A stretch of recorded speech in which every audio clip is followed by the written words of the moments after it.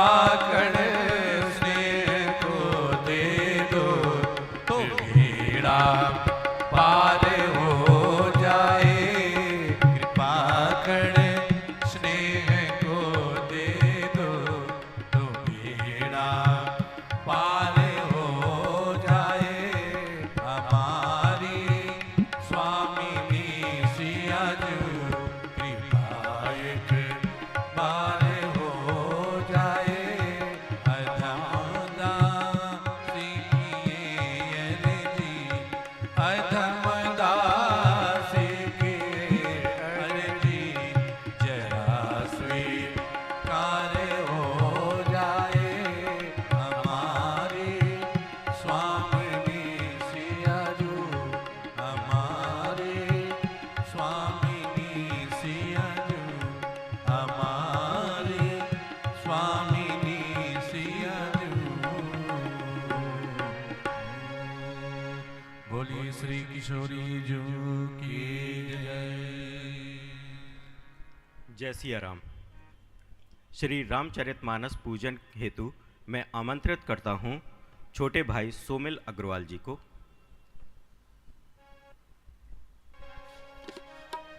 ओम स्वस्ति न इंद्रो वृद्धश्रवाः, स्वस्ति नः पूषा विश्ववेदाः, स्वस्ति नस्तार्क्ष्यो अरिष्टनेमिः, स्वस्ति नो बृहस्पतिर्दधातु बृहस्पतिर्वा मारुतः वृष्णिमातरः, सुभञ्जवानो विदते भुजगमायाः, अग्निजिह्वा मनवः, सूरयच्छसो विषवेनो देवा, अवशागमन्यः भद्रं कर्णेभिः शृणुयाम देवा, भद्रं पश्येमाक्षभिर्यजत्राः, क्षीरैरङ्गैस्तुष्टुवागुंसस्तनो विर्व्यसेमहि देवहितं, यदायुः शतमेन्दु शरदो वन्ति देवा,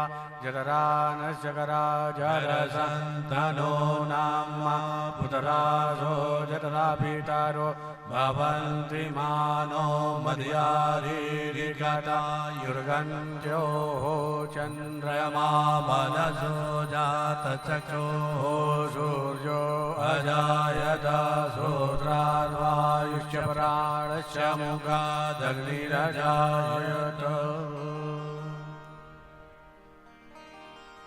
व्यासपीठ पर आसीन पूज्य महाराज श्री को मैं दंडवत प्रणाम करता हूं। व्यासपीठ पर आसीन श्री रामचरितमानस पूजन के लिए मैं आमंत्रित करूंगा आदरणीय श्री हरि अग्रवाल जी को, आदरणीय श्री प्रेम गुप्ता जी को, आदरणीय श्री राधेलाल असाठी जी को, आदरणीय श्री विवेक उत्पल जी को, आदरणीय श्री P.N. तिवारी जी को, आदरणीय श्री गोविंद सिंह जी बुंदेला संरक्षक महाराजा छत्रसाल शौर्यपीठ,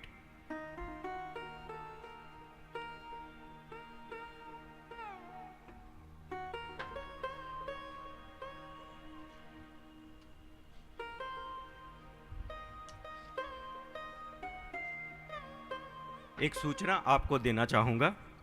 ये राम नाम पुस्तक बाहर स्टॉल पर उपलब्ध है। जो भी चाहें वो यह पुस्तक वहाँ से लेकर के राम नाम लिख करके, ये राम नाम आपको लाल पेन से ही लिखना है। लाल पेन से लिख करके पीछे दिए हुए पते पर आप जमा करा सकते हैं। पूर्णतः निःशुल्क है।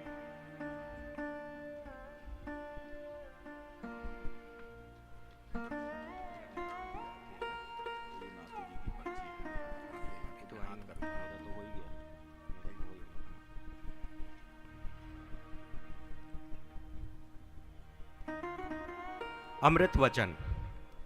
स्वतंत्रता सर्वदा भाव के बंधन को स्वीकार करे तो ही वह उपयोगी है, और वह भाव अपने तथा दूसरे के मध्य में भगवान को रखे बगैर संभव नहीं है।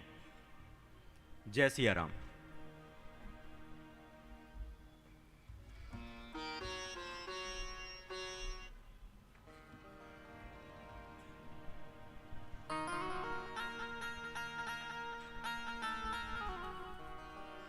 अब मैं महाराज श्री को राम कथा के लिए आमंत्रित करता हूँ।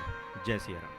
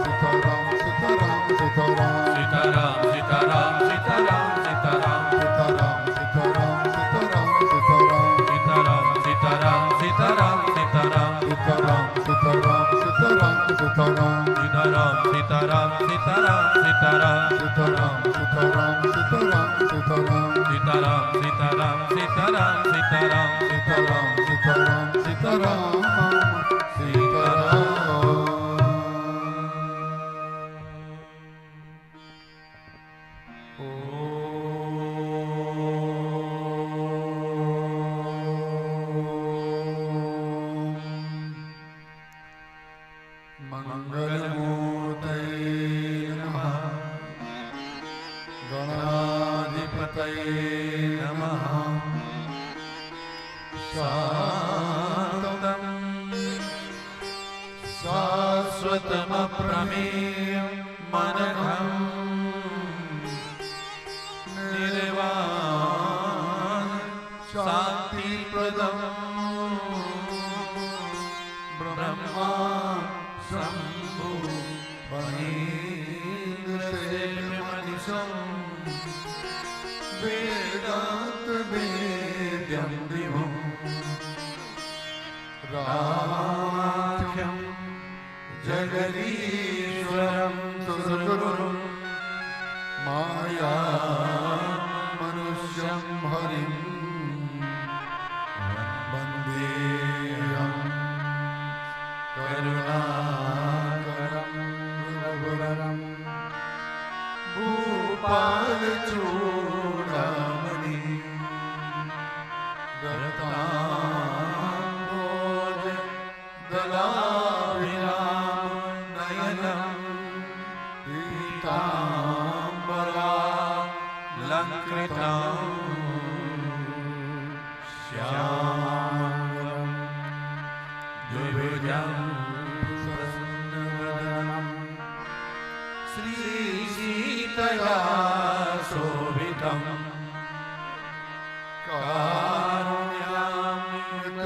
कारुण्यामृतसागरं प्रियगणे भ्रातादिभिर्भावितं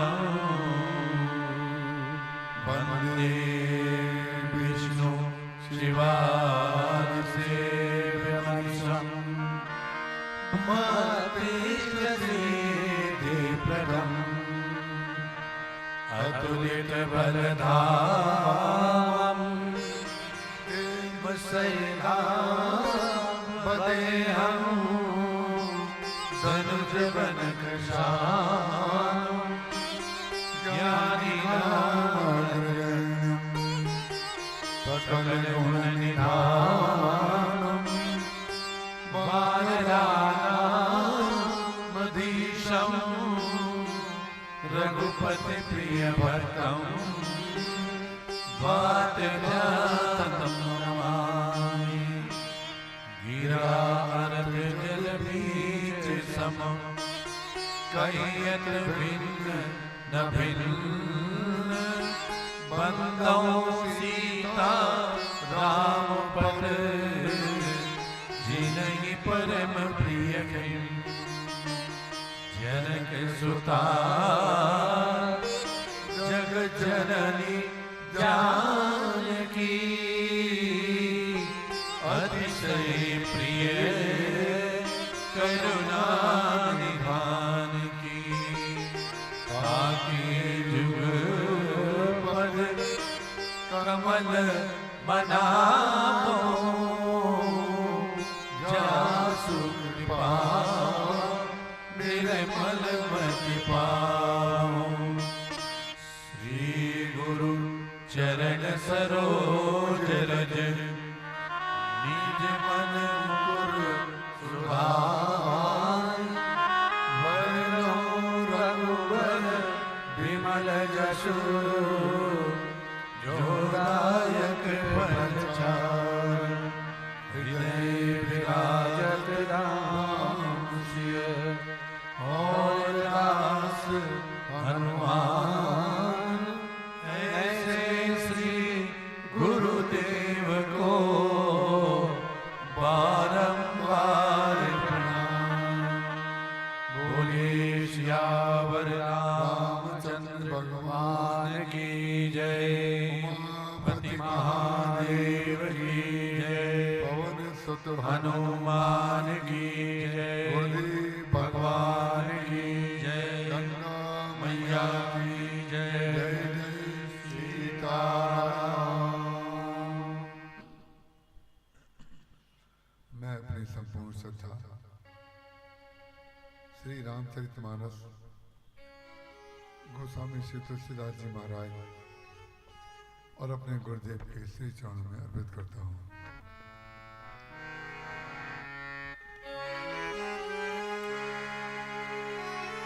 नाथ जथामति भाग्यऊ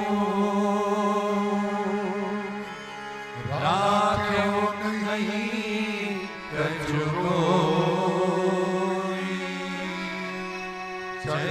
सिंधु रघुनायक थाकी पावै को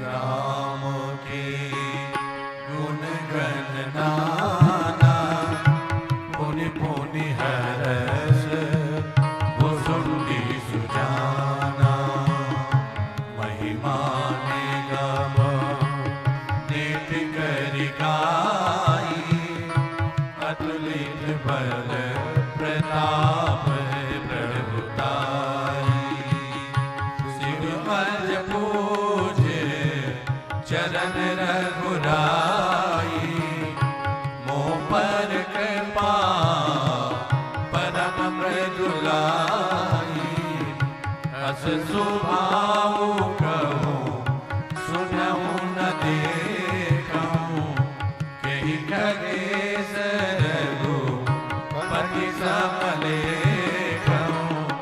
साधक सिद्ध विमुक्त उदासी कवि कोविद कृतज्ञ सन्यासी योगी सूर सुतापस ज्ञानी धर्म निरत पंडित विज्ञानी तरही न बिनु से ये मम स्वामी राम नमामि नमामि नमामि शरण गए मोह से अगरासी होई सुध नमामि अविनाशी शरण गए मोह से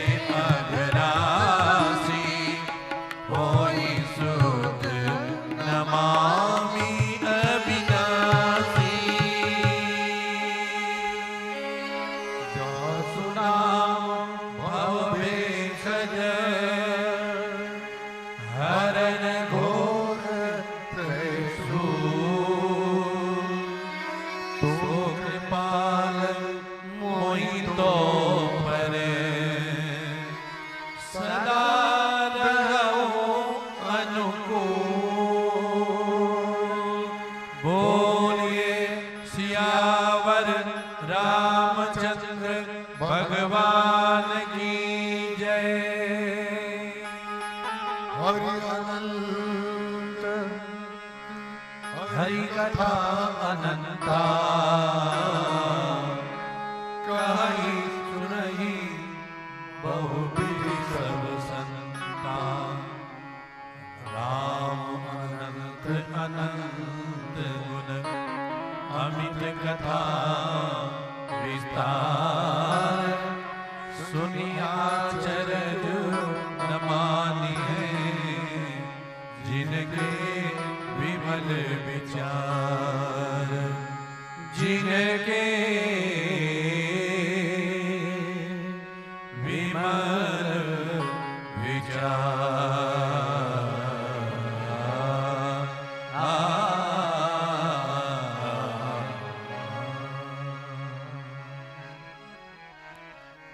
राम कथा रस के रसज्ञ पिपास महानुभाव भक्तिमती बहनों, जितने श्रोता यहाँ पर भगवान की कथा सुनने की भावना से पधारे हुए हैं,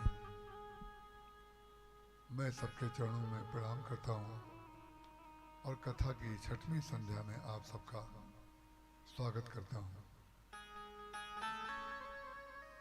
आज हमारे बीच आदरणीय श्री मलकान सिंह जी, जिला अध्यक्ष भारतीय जनता पार्टी के पधारे हैं। मैं उनका विशेष स्वागत करता हूं। अब आपसे मेरा अनुरोध है, मन को, बुद्धि को और चित्त को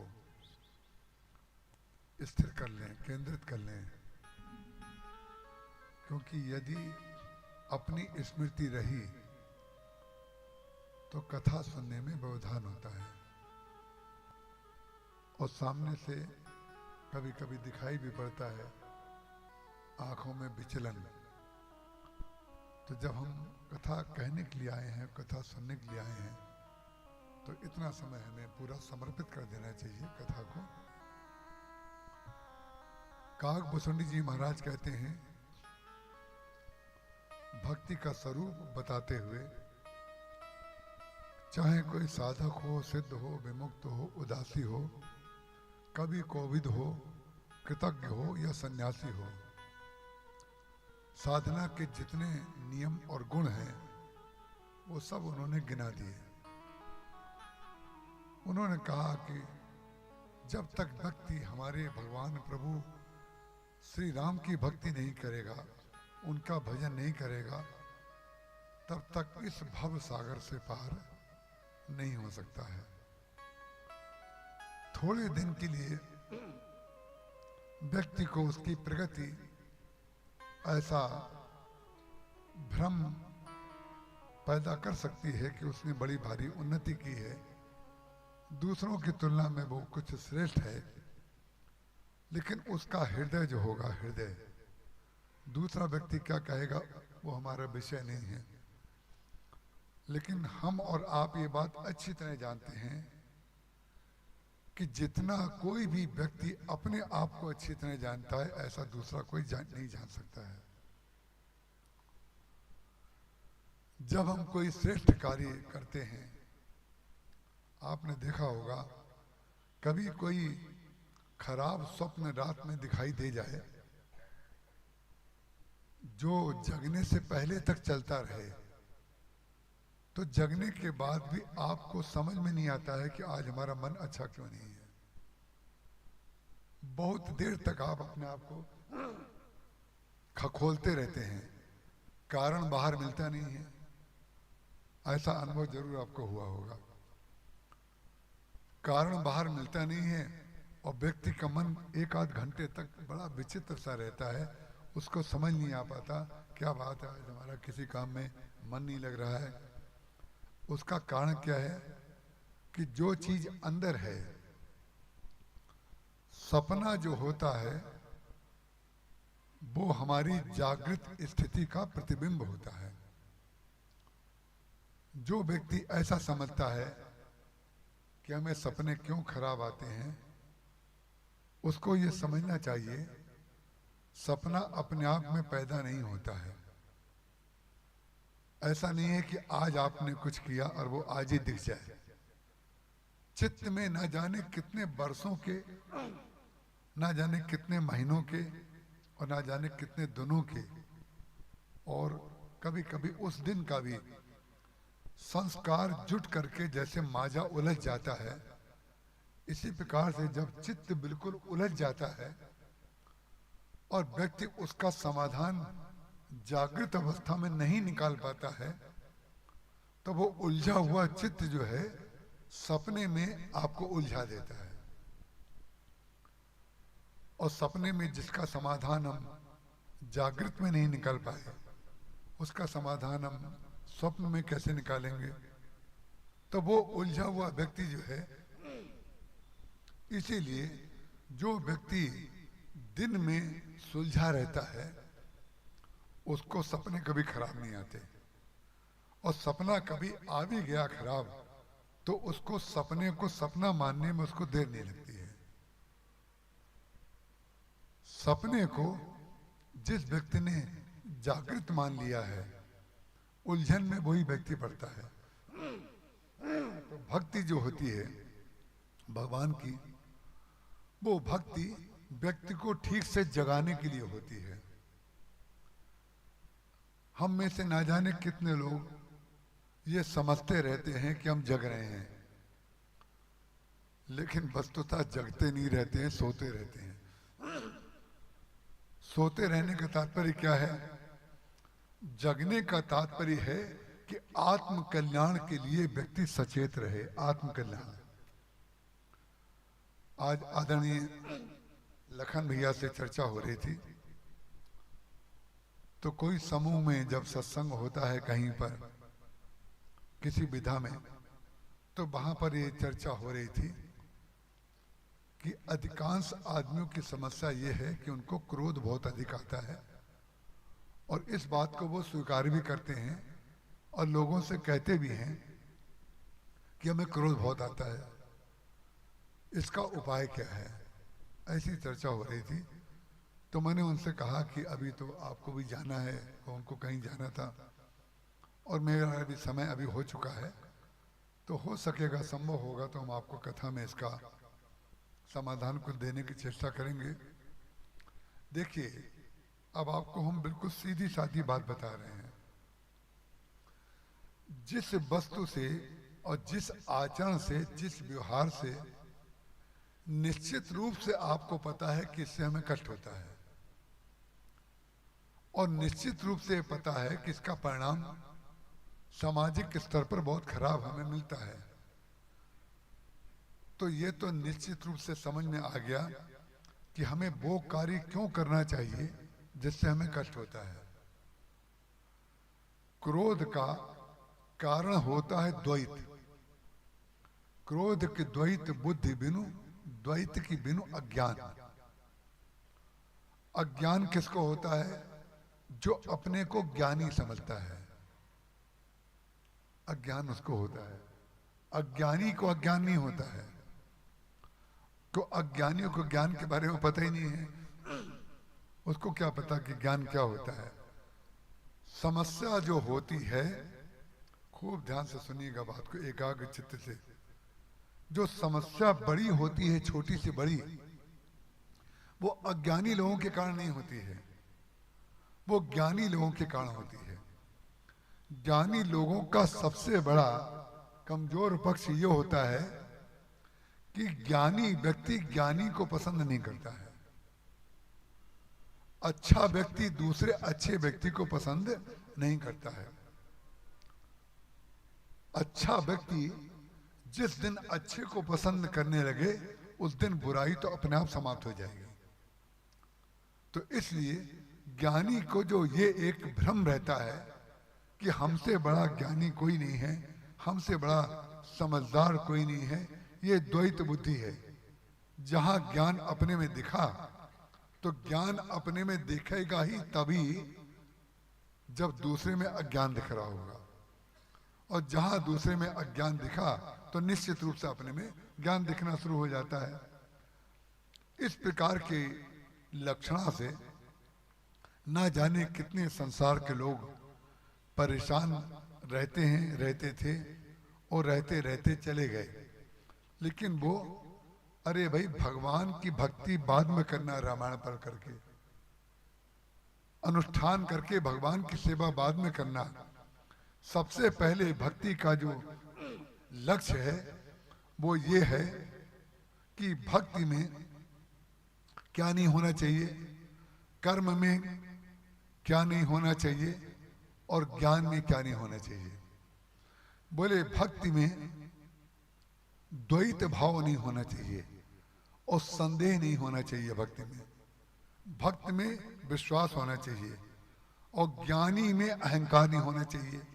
ज्ञान मान जा एको नाही, देख ब्रह्म समान सब जम माही। और कर्म में लोभ नहीं होना चाहिए। कर्म में लोभ अगर नहीं होगा तो व्यक्ति कर्म में प्रवृत्त कैसे होगा। अगर हम कर्म में लोभ को ये साबित कर दें कि लोभ के बगैर व्यक्ति कर्म में प्रवृत्त नहीं होता है, तो उसका परिणाम क्या होगा कि व्यक्ति लोभ के लिए कर्म करेगा। ये बात लगेगी कठिन, लेकिन है सत्य। जो व्यक्ति ये चाहता है कि जो मैं कर्म करता हूं उस कर्म से जो फल मिलेगा वो फल हमें सुखी कर सकता है, उस व्यक्ति को कभी भी कर्म का फल सुख नहीं दे पाएगा। क्योंकि कर्म के फल की इच्छा व्यक्ति की अपने कर्म की तुलना में अधिक होती है। जो वो करता है फल उसका निश्चित रूप से अपनी जो उसका जो कार्य है उससे कहीं अपनी योग्यता से अधिक चाहता है। और जब वो अधिक चाहता है तो अधिक जब उसकी तुलना में नहीं मिलता है कल मैं आपको फ्रेम की बात कह रहा था, जो मान्यता हमने बनाई है, वैसा कोई संत नहीं है, वैसा कोई गुरु नहीं है, वैसे भगवान नहीं है, तो हमारे अंदर अश्रद्धा पैदा हो जाती है और वो अश्रद्धा हमारी कहीं पर भी श्रद्धा के रूप में प्रकट नहीं हो पाती।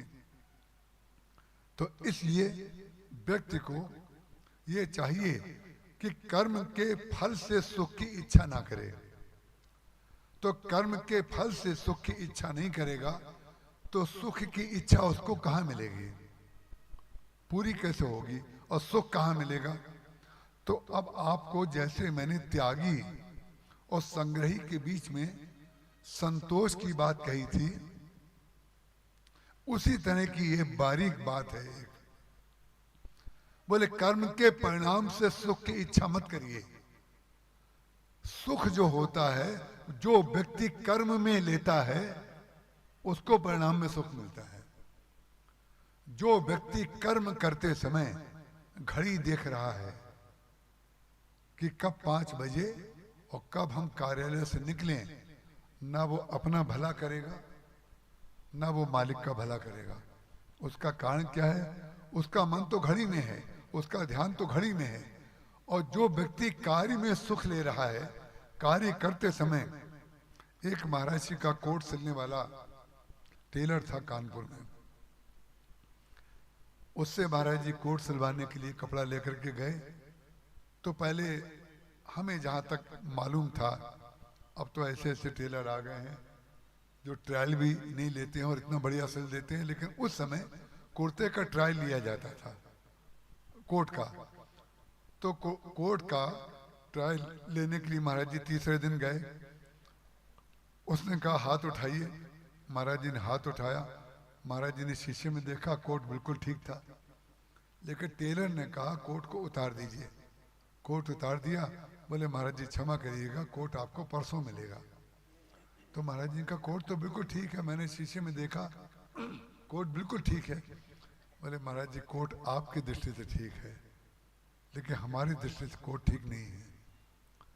ऐसे व्यक्ति जो होते हैं ना, जो आत्ममंथन करते हैं अपने कार्य का, जो व्यक्ति अपने कार्य को अपनी दृष्टि से उसको ठीक से समझ लेता है, ये बिल्कुल ठीक हुआ है, उसका कारण क्या है, ग्राहक ने भले ही कह दिया बिल्कुल ठीक है, लेकिन जो उसको समझने वाला अगर देखेगा तो कहीं पूछ लेगा ये कोट आपने कहाँ सिलवाया, तो हमारा नाम खराब हो जाएगा।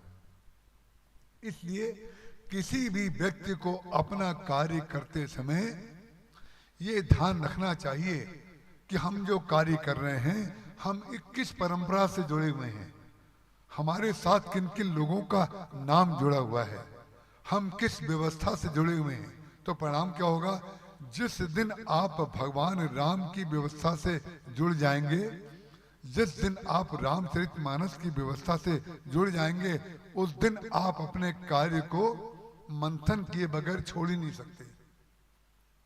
और भगवान राम का जो सोच है, जो भगवान राम की क्रिया है, वो क्या है, जिसमें दूसरे को सुख मिले वो कार्य है। दूसरे के दुख से दुखी होना और दूसरे के सुख से सुखी होना, केवल इतना हृदय में आ जाए तो गोस्वामी तुलसीदास जी महाराज कहते हैं ये भक्ति है। और भक्ति के लिए हम लोग क्या करते हैं, हम लोग भक्ति के उपादान वो स्वीकार करते हैं जो लोगों को दिखाई देते हैं। देखिए क्षमा करिएगा, लोग माला पहनाने मंच पर आते हैं, लोग तिलक लगाने मंच पर आते हैं। हम यहाँ के लिए नहीं कह रहे हैं, इसको आप कहीं कोई व्यक्ति अपने ऊपर ना ले ले, लेकिन मैंने देखा है कि अब हमने आजकल ठाकुर जी को तिलक लगवाना बंद कर दिया। ठाकुर जी को तिलक लगाना इसलिए बंद कर दिया कि भाई आयोजक चाहे जिसको तिलक लगाने के लिए बुला लेते हैं, और जिनको तिलक लगाना औपचारिकता लगती है कि हमें बुलाया गया है, हम तिलक लगाना है, तो वो ये देखते ही नहीं कि भगवान का मुख कहाँ है। वो भगवान की नाक पे तिलक लगा देते हैं, मुंह पर, और वो दिखना बंद हो जाता है। जब माला पहनाते हैं, रामचरितमानस सीधा है, तो माला सीधी पहनाओ भाई, जब किसी व्यक्ति को आप माला पहनाते हैं तो उसके गले में पहनाते हैं कि नहीं? उसकी जो लटकन होती है वो नीचे होना चाहिए कि नहीं? लटकन चाहे कहीं जा रही हो। कई बार लोग हमें तिलक लगाते हैं तो इतनी जोर से ठोकते हैं हमारे माथे पर तिलक कि जैसे लगता है गुस्सा निकाल रहे हैं। ध्यान रखिएगा, स्पर्श से पता चल जाता है कि आप तिलक लगा रहे हैं कि ठोक रहे हैं। और कई लोग तो तिलक लगाते समय डिठौना लगा देते हैं। तिलक लगाना चाहिए बीच में और डिठौना लगाना चाहिए यहाँ। उसका कारण क्या है? जो लोग समय को निकाल रहे हैं, टाइम पास कर रहे हैं, इन्होंने बुलाया है, चलो कथा में बैठ जाते हैं जाकर के, तो परिणाम क्या हुआ? उनको तिलक के लिए बुला लिया गया, ये माला के लिए बुला लिया गया। कोई ऐसी माला पहना रहा है, कोई ऐसी माला। एक सज्जन ने ऐसी माला हमें पहनाई कि हमारी टोपी उतर गई। तो आप लोगों को ऐसा लग रहा होगा कि हमने माला पहननी इसीलिए बंद कर दी है। आप अपने ढंग से कुछ भी अर्थ लीजिए, लेकिन हमें माला पहनने में संकोच इसलिए होता है। देखिए, हमने माला इसलिए पहननी बंद की है कि लोग ठाकुर जी के लिए छोटी छोटी माला, पतली पतली माला पहनाते हैं, रामायण जी को पतली माला पहनाते हैं, और हमारे लिए बड़ी बड़ी मोटी गुलाब की माला बना करके एक माला में पहनता था, पहनाते थे। कुछ दिन मैं संकोच करता रहा, बाद में मुझे बड़ी लज्जा आती थी। हमारे ठाकुर जी, हमारे गुरुदेव हनुमान जी महाराज और रामचरितमानस को पतली माला पहनाई जा रही है। हम कौन सी विशेषता वाले हैं जिसको इतनी मोटी माला पहनाई जा रही है?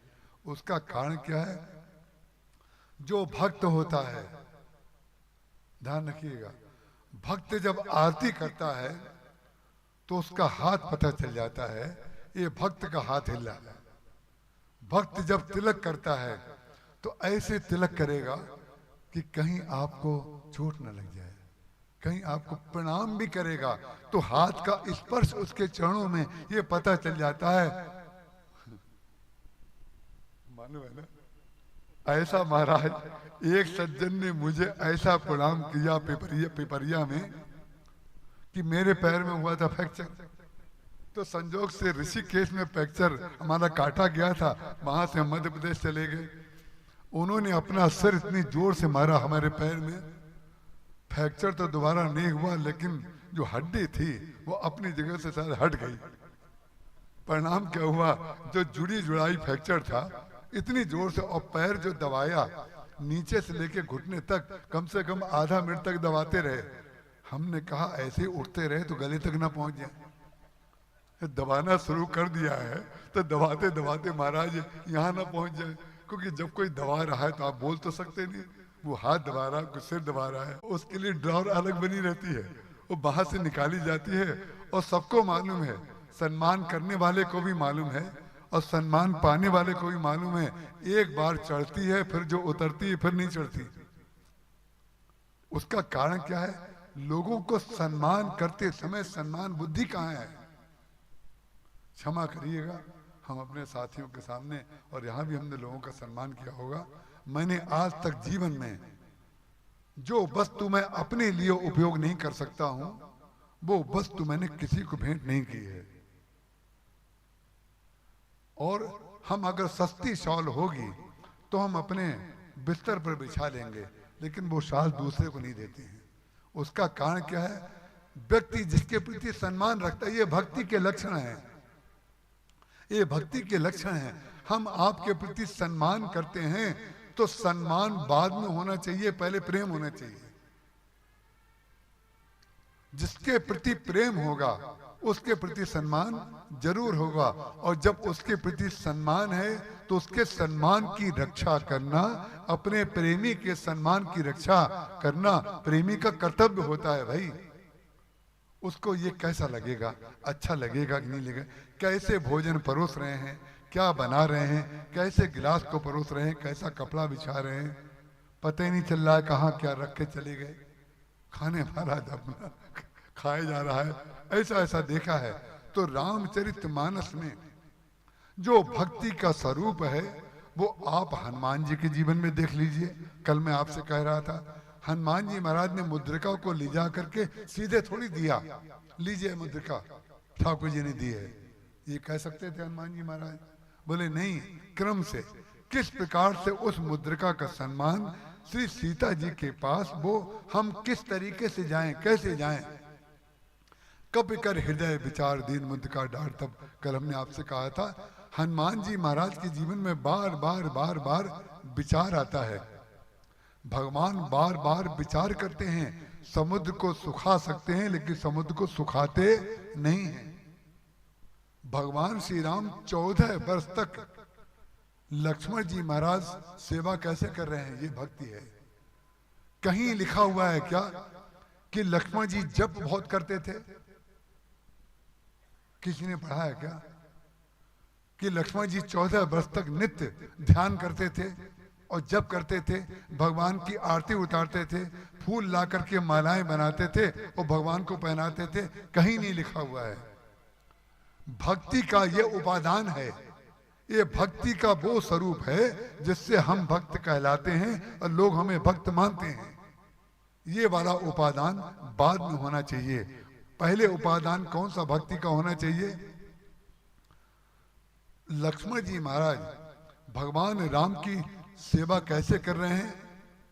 जैसे अपने शरीर के प्रति व्यक्ति सेवई लखन सी रघुवीर जिमी अविवेकी पुरुष शरीर हैं। सीता जी और लक्ष्मण जी को भगवान राम जो सेवा कर रहे हैं, लक्ष्मण जी भगवान राम सीता जी की कैसे कर रहे हैं? जैसे अविवेकी व्यक्ति अपने शरीर की सेवा करता है। माने जो व्यक्ति अपने लिए कुछ और दूसरे के लिए कुछ और कर रहा है वो अविवेकी सिद्ध हो गया, वो अविवेकी व्यक्ति है। और भगवान राम और श्री सीता जी लक्ष्मण जी को कैसे 14 वर्ष तक साथ में रखते हैं? और भगवान राम लक्ष्मण जी को श्री सीता जी ऐसे देखते हैं जैसे पलक बिलोचन गोलक जैसे। भगवान श्री राम श्री सीता जी लक्ष्मण जी को ऐसे देखते हैं जैसे आंखों के बीच में पुतली है। ये आपस में जब संबंध होते हैं, इस प्रकार के जब प्रेम होता है, तब वो चरम उत्कर्ष को प्राप्त होता है। वो सेवा का फल उस व्यक्ति के अंदर कभी सपना उसको नहीं दिखता है। सुमित्रा जी ने लक्ष्मण जी महाराज जब जाने लगे 14 वर्ष के लिए, अब भक्ति का स्वरूप देखिए कैसा सुमित्रा जी भक्ति का स्वरूप प्रस्तुत कर रही हैं। जब श्री सीता जी से भगवान ने बहुत मनाया, श्री सीता जी नहीं मानी और वो साथ में जाने के लिए तैयार हो गई। भगवान राम से लक्ष्मण जी ने शरीर कांपते हुए आकर के कहा, उन्हें डर लग रहा था कि पता नहीं अपने साथ में रखेंगे कि हमें यहीं छोड़ के चले जाएंगे। तब लक्ष्मण जी ने जब भगवान राम से साथ में जाने का आदेश मांगा तो भगवान ने धर्म नीति का उनको उपदेश दिया। भगवान राम स्वयं अपने मुख से अपने भाई को धर्म नीति का उपदेश दे रहे हैं, लेकिन लक्ष्मण जी महाराज ने हाथ जोड़ करके ये कह दिया, धर्म नीति उपदेशी ताही कीरति सुगति प्रिय कीरति सुगति हेतु प्रिय चाहिए। पर जिसको सुकीर्ति चाहिए हो, जिसको प्रशंसा चाहिए हो, आप उसके ऊपर ये धर्म नीति का उपदेश कीजिए। लेकिन मेरे सभी एक तुम स्वामी, आप तो केवल हमारे स्वामी हैं, हम आपके अतिरिक्त कोई जानते ही नहीं किसी को। और उन्होंने ये भी कह दिया, गुरु पितु मातु न जानो काहू, हम गुरु को और माता और पिता को नहीं जानते। तो रामायण की केवल चौपाई पढ़ने वाले या रामायण की आलोचना करने वाले ये कह सकते हैं कि रामचरितमानस में गुरु और माता और पिता की अवहेलना लक्ष्मण जी ने की, और उन लक्ष्मण को भगवान राम इतना प्रेम करते हैं। ध्यान रखिएगा, जिसने रामायण को प्रेम से नहीं पढ़ा है, जिसने उसके तत्व को ग्रहण नहीं किया है, वो व्यक्ति ऐसा कहेगा। जब लक्ष्मण जी महाराज कह रहे हैं गुरु पितु मातु न जानो काहू, इसका तात्पर्य ये नहीं है कि वो गुरु के प्रति सम्मान नहीं रखते हैं, वो पिता के प्रति सम्मान नहीं रखते हैं, माता पिता के प्रति सम्मान नहीं रखते, ऐसा नहीं। उनका कहने का तात्पर्य था, मेरे गुरु भी आप हैं, मेरे पिता भी आप हैं, मेरी माँ भी आप हैं। और अंत में जाकर के जो बात लक्ष्मण जी ने कही, वही बात, उसी की संपूर्ति जो है सुमित्रा जी ने आज्ञा देते समय कह करके पुकारा।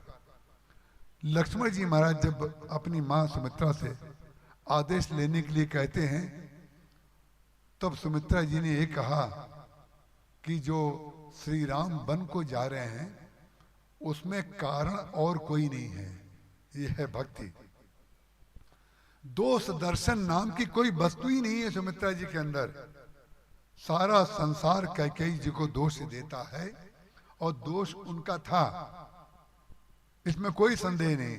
लेकिन सुमित्रा जी ने अपने पुत्र के अंदर जो सत्य को स्थापित कर दिया, यदि कहीं सुमित्रा जी लक्ष्मण जी के सामने कैकेयी जी की भूरी भूरी आलोचना करके इनके अहम को उभार देती लक्ष्मण जी के कि कैकेयी जी कितनी खराब हैं और तुम कितने अच्छे हो कि जिनको वनवास दिया गया है उसकी तुम सेवा में जाना चाहते हो। कैकेयी जी का नाम भी सुमित्रा जी ने नहीं लिया, उस घटनाक्रम का नाम भी नहीं लिया, क्योंकि अगर घटनाक्रम का नाम ले लेते तो परिणाम क्या हो जाता? सुमित्रा जी के अंदर हृदय में कैकेयी जी का वास होता, भगवान राम का वास नहीं होता। अच्छे भक्त और अच्छे व्यक्ति की ये पहचान है कि विकार को निकाल देता है और सद वस्तु को स्वीकार कर लेता है। उन्होंने कहा, तुमरी हेतु राम बन जाहि, दूसर तात हेतु कछु नाही। तुम्हारे कारण भगवान राम बन जा रहे हैं। लक्ष्मण जी ने कहा, मां, हमने ऐसा क्या अपराध किया कि हमारे कारण प्रभु श्री राम और श्री मां से किशोरी जी वन को जा रही हैं? तब उन्होंने कहा, जब तक श्री राम यहाँ पर थे तब तक माताएं भी श्री राम की सेवा करती थी, भरत भी सेवा करते थे, शत्रुघ्न और तुम भी कुछ सेवा करते थे, लेकिन तुम्हारे मन में एक भाव आता था, उस भाव को भगवान राम ने पढ़ लिया। ये भाव आता था कि सब लोग जो सेवा करते हैं वो सेवा बट जाती है, यदि सबकी सेवा मुझे करने को मिल जाए तो कितना आनंद आए। तो तुम्हारे हृदय की भावना की रक्षा करने के लिए भगवान ने ऐसा बानक बनाया कि सरस्वती के अंदर बैठ गए और सरस्वती ने कैकेयी जी के अंदर बैठ करके ऐसी बातें बुलवा दी कि परिणाम क्या हुआ कि बन जाने को हो रहा है। तुमरे हेतु राम बन जाहि, दूसर तात हेतु कछ नाही। और उन्होंने कहा, पूजनीय, यही है मंत्र। उन्होंने कहा, संसार में जितने लोगों से तुम संबंध रखो, उस संबंध को रखने में एक नाते को मध्य रख लेना। किसको? बोले, पूजनीय प्रिय परम जहाते, मानिए सबई राम के नाते। और उन्होंने कहा, राग रोष ईर्षा मद मोहू जन सपनों इनके बस हो। कभी राग मत करना किसी से, किसी के ऊपर क्रोध मत करना। लक्ष्मण जी ने क्रोध किया, लेकिन सुमित्रा जी तो कह करके भेज रही हैं किसी के ऊपर क्रोध मत करना। और लक्ष्मण जी ने क्रोध मालूम है किसके ऊपर किया? भगवान राम के ऊपर क्रोध किया। आश्चर्य की बात है, भगवान राम के ऊपर क्रोध किया। लेकिन क्रोध जो किया, उस क्रोध का उद्देश्य क्या है? जब श्री सीता जी इतना कष्ट उठा रही हैं, हनुमान जी महाराज ने आकर के सब कुछ सुना दिया भगवान को। उस समय विभीषण जी महाराज ने जब कहा भगवान से कि आपका एक बाण जो है हजारों समुद्रों को सुखा सकता है, लेकिन आप सुखाइएगा मत, विनय करिए सागर संजाई, आप प्रार्थना करिए समुद्र से। तब गोस्वामी जी ने लिखा, मंत्र न ये लक्ष्मण मन भावा, राम वचन सुनी अति दुख पावा। कायर मन कहा एक अधारा, दैव दैव आलसी पुकारा। अरे ये तो कायरों का काम है कि देवताओं का वो भगवान का नाम लें कि भगवान कृपा करेंगे तो यही काम हो जाएगा। आपको तो सीधे धनुष बाण उठाइए और समुद्र को सुखा दीजिए। लेकिन भगवान चाहते तो लक्ष्मण जी को थोड़ा डांट सकते थे या कुछ शब्द ऐसा बोल सकते थे। हमने कथा में कभी जरूर कहा होगा, नहीं कहा हो तो हम आपको बता रहे हैं। शायद इसी कथा में एक दिन मैंने कहा था, लक्ष्मण जी के आवेश का कारण केवल एक ही रहता है कि जहां कोई साधक भगवान से अलग होता दिखाई देता है, उसको भगवान में निष्ठ करने के लिए लक्ष्मण जी को क्रोध आता है। जब उनको ये संदेह होता है कि कोई हमारे भैया राम के ऊपर प्रहार करेगा, उनको कष्ट देगा, तो अधिक प्रीत मन भा संदेहा, जैसे विभीषण जी को बहुत अधिक प्रीत के कारण भगवान की भगवत्ता पर ही संदेह हो गया था, ऐसे ही लक्ष्मण जी को भरत के ऊपर संदेह हो गया। और यहाँ पर जो कष्ट उनको हो रहा है वो इसलिए कष्ट हो रहा है कि जब विभीषण से उन्होंने कहा कि तुमने बहुत अच्छी बात कही, हम जाकर के समुद्र से प्रार्थना करते हैं, लक्ष्मण जी को लगा ये 3 दिन की बर्बादी का क्या तात्पर्य है। श्री सीता जी इतना कष्ट उठा रही हैं और आप साधना कर रहे हैं। लेकिन लक्ष्मण जी महाराज को ये पता नहीं था कि भगवान राम नर लीला कर रहे हैं। उसका तत्व और उसका कारण केवल एक ही है।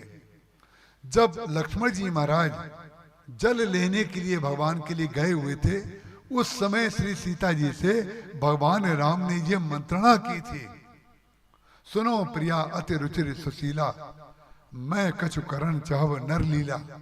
और तुम, भगवान ने श्री सीता जी को अग्नि में स्थापित कर दिया था। जो कल मैंने कहा तो कोई सज्जन ने मुझको कहलवाया कि अग्नि परीक्षा भगवान ने नहीं ली, ये महाराज जी ने कैसे कर दिया।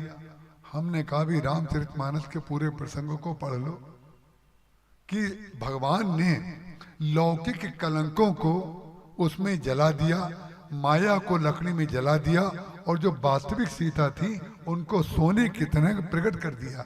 स्पष्ट उसमें लिखा हुआ है, अग्नि परीक्षा नाम का शब्द रामचरितमानस में नहीं है। तो मैंने कहा सीता जी को प्रकट करने के लिए, लक्ष्मण जी को यह पता नहीं था। लक्ष्मण जी तो जल लेने गए थे, क्यों पता नहीं था। भगवान राम ने लक्ष्मण जी के सामने ये बातें क्यों नहीं की, क्योंकि जहां भगवान लक्ष्मण जी के सामने ये बात करते कि श्री सीता जी को अग्नि में बैठाया जाए, तो उसी समय लक्ष्मण जी महाराज जो थे धनुष बाण से अग्नि को ही समाप्त कर देते। महाराज वो तो अग्नि को ही समाप्त कर देते, बोले जिसमें आप बैठाने के लिए कह रहे हैं मैं उसकी सत्ता को ही समाप्त कर देता हूं, क्योंकि लीला जो करनी है वो तो भगवान को करनी है, लक्ष्मण को तो सेवा करनी है। इसलिए भगवान उनका स्वभाव जानते थे, ये मुझसे बहुत प्रेम करता है।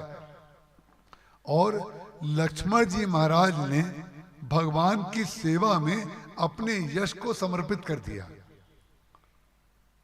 सब लोग भगवान की सेवा के लिए, भगवान के प्रति प्रेम के लिए भरत जी की बड़ी प्रशंसा करते हैं, हनुमान जी की बड़ी प्रशंसा करते हैं, लेकिन लोगों को ये पता नहीं है लक्ष्मण जी महाराज ने केवल शरीर की सेवा नहीं की भगवान की, जितनी बड़ी आहुति लक्ष्मण ने भगवान की सेवा में दी, ऐसी बड़ी आहुति किसी ने नहीं दी। क्यों कि लक्ष्मण जी को जो लोग तेजस्वी कहते हैं, जो क्रोधी कहते हैं, जो आवेशशील कहते हैं, लक्ष्मण जी महाराज ना तो आवेशशील हैं, ना तेजस्वी हैं, ना क्रोधी हैं। क्रोध का आधार भी भगवान के प्रति निष्ठ करना, आवेश का आधार भी वही है और तेजस्विता का आधार भी वही है। उनका उद्देश्य, उन्होंने अपने यश को भगवान के चरणों में समर्पित कर दिया। इसीलिए गोस्वामी तुलसीदास जी महाराज ने लिखा, बंदो लक्ष्मण पद जल जाता शीतल। गोस्वामी तुलसीदास जी महाराज उनको शीतल कह रहे हैं और पढ़ने वाले उनको गरम कहते हैं, तेजस्वी कहते हैं, उनको क्रोधी कहते हैं। शीतल सुभग भगत सुखदाता। और क्या कहा, बोले रघुपत कीर्ति विमल पताका, दंड समान भयो जस जाका। भगवान की कीर्ति पताका को फहराने के लिए वो दंड बन जाते हैं। पताका होती है मुलायम, कपड़ा जो होता है पताका का वो मुलायम होता है, वो हवा में ऐसे ऐसे हिलने लग जाता है। लेकिन पताका हिलती है, झंडा हिलता है, लेकिन जो डंडा होता है उसको उठाने वाला वो नहीं हिलता। लेकिन हम लोग सब जानते हैं यदि डंडा ना हो तो पताका और झंडा फहराएगा कैसे। तो लक्ष्मण जी महाराज ने, जो बहन जी ने एक बार प्रश्न किया था कि शत्रुघ्न जी के बारे में एक वाक्य भी नहीं मिलता है, तो गोस्वामी तुलसीदास जी महाराज जिस भूमि पे बैठ करके रामचरितमानस को लिख रहे हैं, आपको उस भूमि पे बैठ करके सुनना और पढ़ना पड़ेगा, तब आपको पता चलेगा कि उन्होंने शत्रुघ्न जी का नाम बोलने में क्यों नहीं लिया, उन्होंने मांडवी जी का नाम क्यों नहीं लिया, उन्होंने श्रुतकीर्ति जी का वाक्य कोई भी क्यों नहीं बोला। उसका कारण गोस्वामी जी का ये है, ऐसा थोड़ी है कि बोलो बोले नहीं होंगे, मौन थोड़ी रहे। इसमें बहुत गहरा संदेश गोस्वामी तुलसीदास जी महाराज देना चाह रहे हैं। जब आप कोई भवन बनाते हैं तो भवन बनाते समय जमीन से लेकर के ऊपर जितना बड़ा भवन होता है, वे पदार्थ तो ईंट पत्थर आदि सब आपको दिखाई देते हैं कि लगाए जा रहे हैं और ऊपर तक भवन दिखाई देता है। लेकिन उस भवन को धारण करने वाली जो नींव है और उसमें लगे हुए जो पदार्थ हैं, उसको तो कोई नहीं देख पाता है। लेकिन ज्ञानी व्यक्ति, जो समझदार व्यक्ति होता है, वो ये समझ जाता है इतना बड़ा जब भवन खड़ा हुआ है तो उसके नीचे बड़े मजबूत पदार्थ डाले गए होंगे और वो पदार्थ इस दिखाई देने वाले भवन से लगातार अपना संबंध बनाए हुए हैं। अगर वो अपना संबंध खत्म कर दें, हिल जाएं, जो लोग नहीं बोल रहे हैं वो बोलने वालों से संबंध अगर खत्म कर दें तो बोलने वाले धराशायी हो जाएंगे।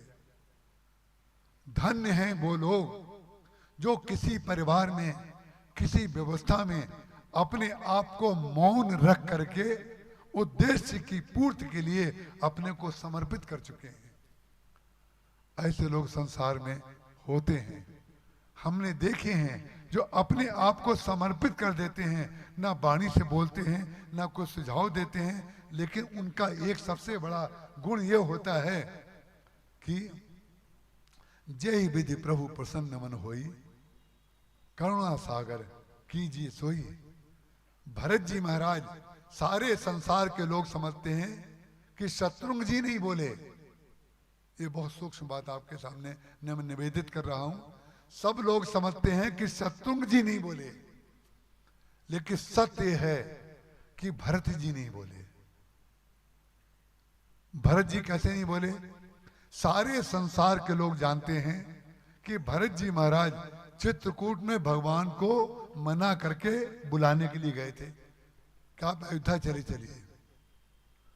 यदि भरत जी महाराज भगवान से ये कह देते जाकर के चित्रकूट में कि आप कृपा करके चलिए, और यदि आप नहीं चलेंगे तो हम अनशन करके यहीं पे प्राण दे देंगे, तो भरत का जो भगवान के प्रति प्रेम था उसको सब लोग बड़ा ऊंची पताका मान लेते। वाह वाह, अपने प्राण दे देने की बात कही, हम यहीं पे प्राण दे देंगे, आप चलिए। और भगवान को लाचार होकर के भरत जी के साथ जाना पड़ता। लेकिन भरत जी महाराज ने चित्रकूट में जाकर के एक बार भी भगवान श्री राम से ये नहीं कहा कि आप चले चलिए। उसका कारण क्या है? यदि भगवान राम से भरत जी ये कह देते कि आप चले चलिए, तो भरत जी अपने मन की बात भगवान राम के ऊपर ला दे देते और भगवान राम का धर्म जो है पीछे हो जाता और भरत जी का धर्म आगे हो जाता। ये है रामचरितमानस। हमने आपको उर्मिला जी और सुमित्रा जी का जो प्रेम भाव है भगवान के प्रति वो पहले बताया था, और भरत जी का श्री राम के प्रति जो भाव है इसलिए उन्होंने नहीं बोला। यहां तक कि भगवान ने स्पष्ट कह दिया सबके सामने, भरत कहें सो किए भलाई, अस कही राम रहे अरगाई, जो भरत कहेंगे मैं वही करूंगा, ये स्पष्ट कह दिया। और उन्होंने ये भी कह दिया कि पिताजी का वचन त्यागने में मुझे संकोच नहीं है, लेकिन भरत अगर कह देगा तो मैं उस बात को त्याग नहीं करूंगा, उसकी बात मैं मानूंगा। अब तो भरत जी महाराज के पास बड़ा भारी मौका था, वो कह देते अब तो भैया ने कह दिया है, अब हम कहेंगे भैया आप कृपा करके पैरों पर गिर जाते और कहते कि आप चलिए अयोध्या। लेकिन विचित्र बात है, भरत जी महाराज ने एक बार भी नहीं कहा। महाराज जी कहते थे भरत जी महाराज जो हैं भगवान राम की बांसुरी हैं,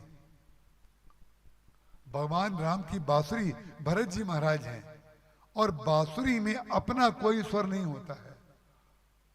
बांसुरी में तो केवल छिद्र होते हैं, 7 छेद होते हैं बांसुरी में। छिद्र का तात्पर्य होता है जिसमें कमी। लक्ष्मण जी भरत जी महाराज केवल अपने जीवन में कमी बताते रहते हैं, लेकिन उन कमियों को स्वर का रूप जो है वो भगवान ने दे दिया। जैसे भगवान कृष्ण अपने अधरों पर मुरली को बांसुरी को स्वीकार करते हैं, भगवान राम ने अपने अधरों पर भरत के अधर मिला दिए। बोले भरत तुम तो वो ही बोलोगे जो मैं चाहूंगा। इस बात को वो अच्छी तरह जानते थे कि भरत मुरली का अपना कोई स्वर है ही नहीं, जब तक मैं उसको बजाऊंगा नहीं। तो भगवान ने जो स्वर बजाया भरत जी महाराज ने वही स्वर उसमें बजाया, और उस मुरली के सबसे उच्च कोटि के जो श्रोता हैं वो लक्ष्मण जी महाराज हैं। भगवान राम मुरली बजाते हैं, भरत रूपी मुरली के वादक भगवान हैं और उसके श्रोता हैं लक्ष्मण जी महाराज और श्री सीता जी। श्री सीता जी को भी तो ये कष्ट हो सकता था कि मनाने के लिए आए थे तो एक बार मनाया क्यों नहीं। लक्ष्मण जी महाराज को भी तो ये हो सकता था। एक वाक्य में भी गोस्वामी तुलसीदास जी ने या कहीं पर भी ये नहीं लिखा हुआ है भरत जी महाराज ने बार बार मनाया, उनके पैर पकड़े और भगवान राम नहीं माने। उसका कारण क्या है? जो लोग बोल रहे हैं, जो लोग करते दिखाई दे रहे हैं, उनके पीछे ना बोलने वाले और उनके पीछे ना करते हुए दिखाई देने वालों का बहुत बड़ा योगदान होता है। और उनको देखने के लिए जिन आँखन सो बाको लखिए, सो तो गई है मुदाए, कैसे राम रूप लख जाए। अंतर्दृष्टि जब तक नहीं खुली होगी, जब तक भाव दृष्टि हमारी नहीं होगी, तब तक हम केवल बाह्य रूप से लक्षणा प्रमाण से तर्क वितर्क से ये सोचेंगे कि उनके बारे में उन्होंने क्यों नहीं लिखा। लक्ष्मण जी महाराज को बोलने की आवश्यकता का कभी अनुभव ही नहीं हुआ, कभी बोलने का अनुभव नहीं हुआ।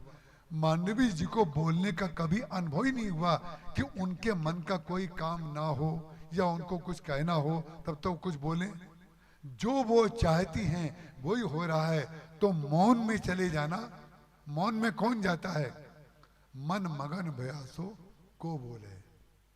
जिसका मन मगन हो गया, जिसको जो चाहिए उसको वो जब मिल गया तो उसके बाद कौन बोलेगा? मन मगन भया तो को बोले, हंसा पाया मान सरोवर, ताल तलैया को डोले, मन मगन भया तो को डोले। जिसका मन मगन हो गया उसकी वाणी अवरुद्ध हो जाती है। आपको किसी जरूरी काम से जाना हो तो चले जाइएगा, क्षमा करिए, आप संकोच मत करिएगा। वो उन्होंने आके कहा इसलिए मैंने आपको कहा। मन मगन भया तो को बोले, हंसा पाया मान सरोवर, ताल तलैया को डोले।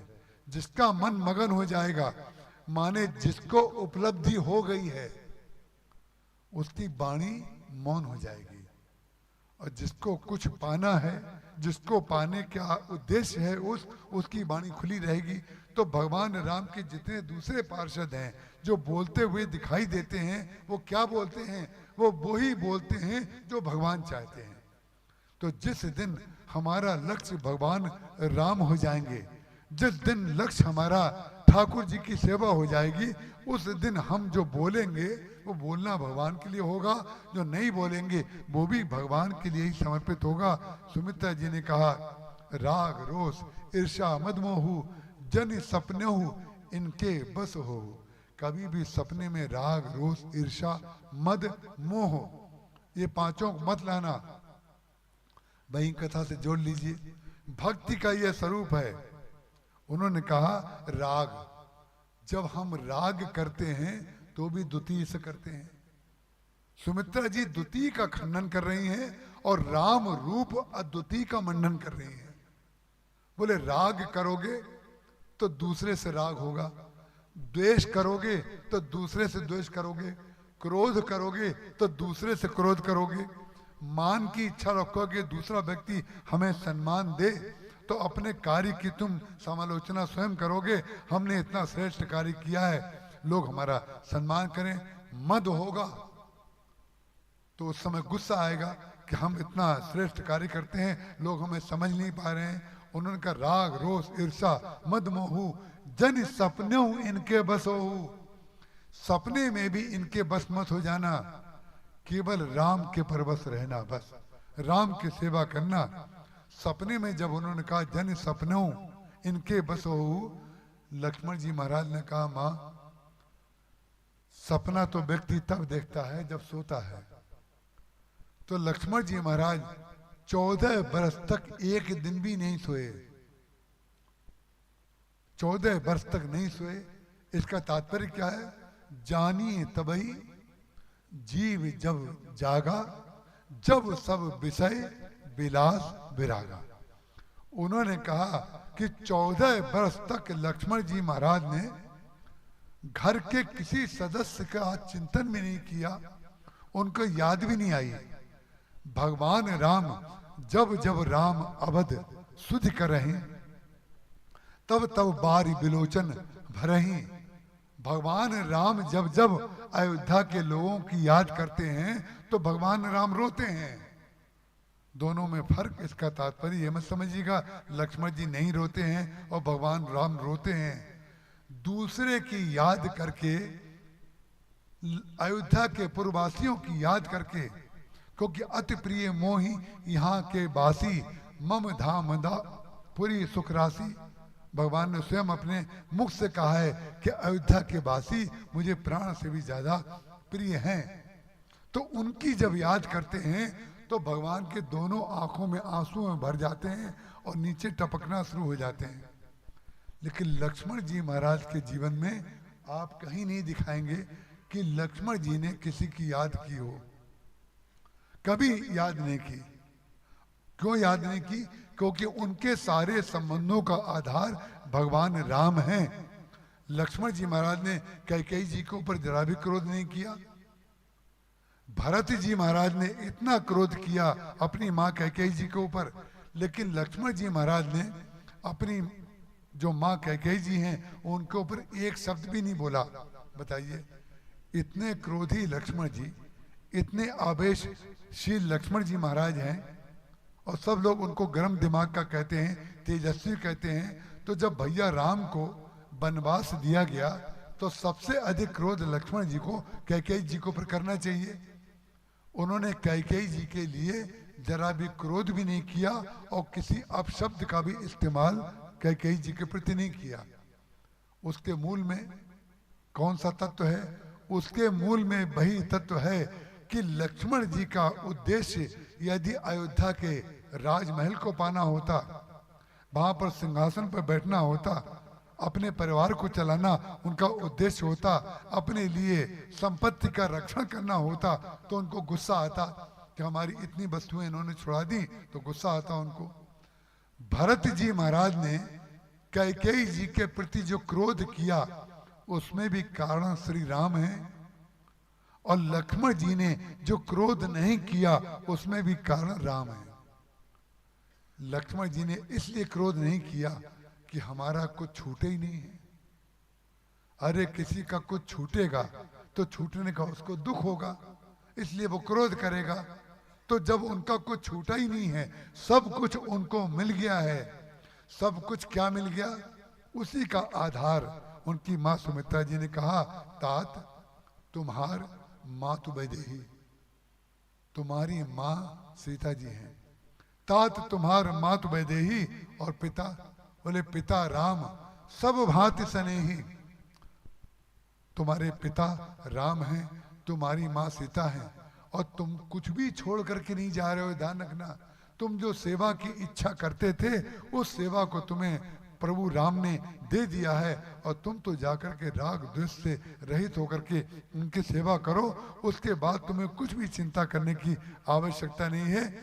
जो भी रामचरितमानस के पात्र हैं, इसीलिए गोस्वामी तुलसीदास जी महाराज ने ये लिख दिया, बंदों लक्ष्मण पद जल जाता शीतल।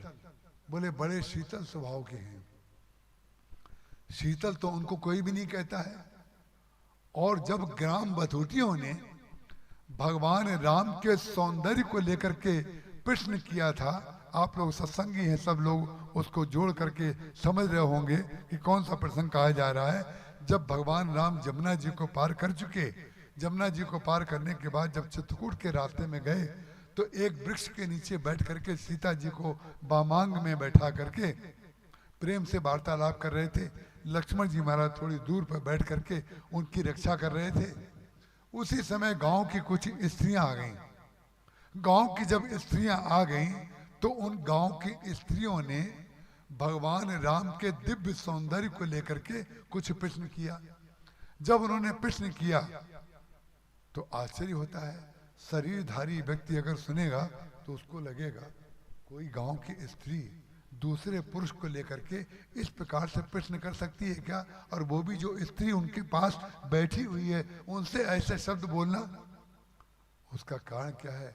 जब तक रामायण को गोस्वामी तुलसीदास जी के हृदय में जाकर के, ये समाधि स्थिति में लिखे हुए ग्रंथ हैं, ये होश में लिखे हुए ग्रंथ नहीं है। ध्यान रखिएगा, जब होश समाप्त हो जाता है, जब समाधि लग जाती है, तब भागवत लिखी जाती है, तब रामायण लिखी जाती है, और तभी भागवत कही जाती है, तभी रामायण कही जाती है। उन्होंने कहा गांव की स्त्रियों ने, शीश जटा, तुम्हारे बगल में जो सांवले रंग का राजकुमार बैठा हुआ है, हम उसका परिचय तुमसे जानना चाहते हैं।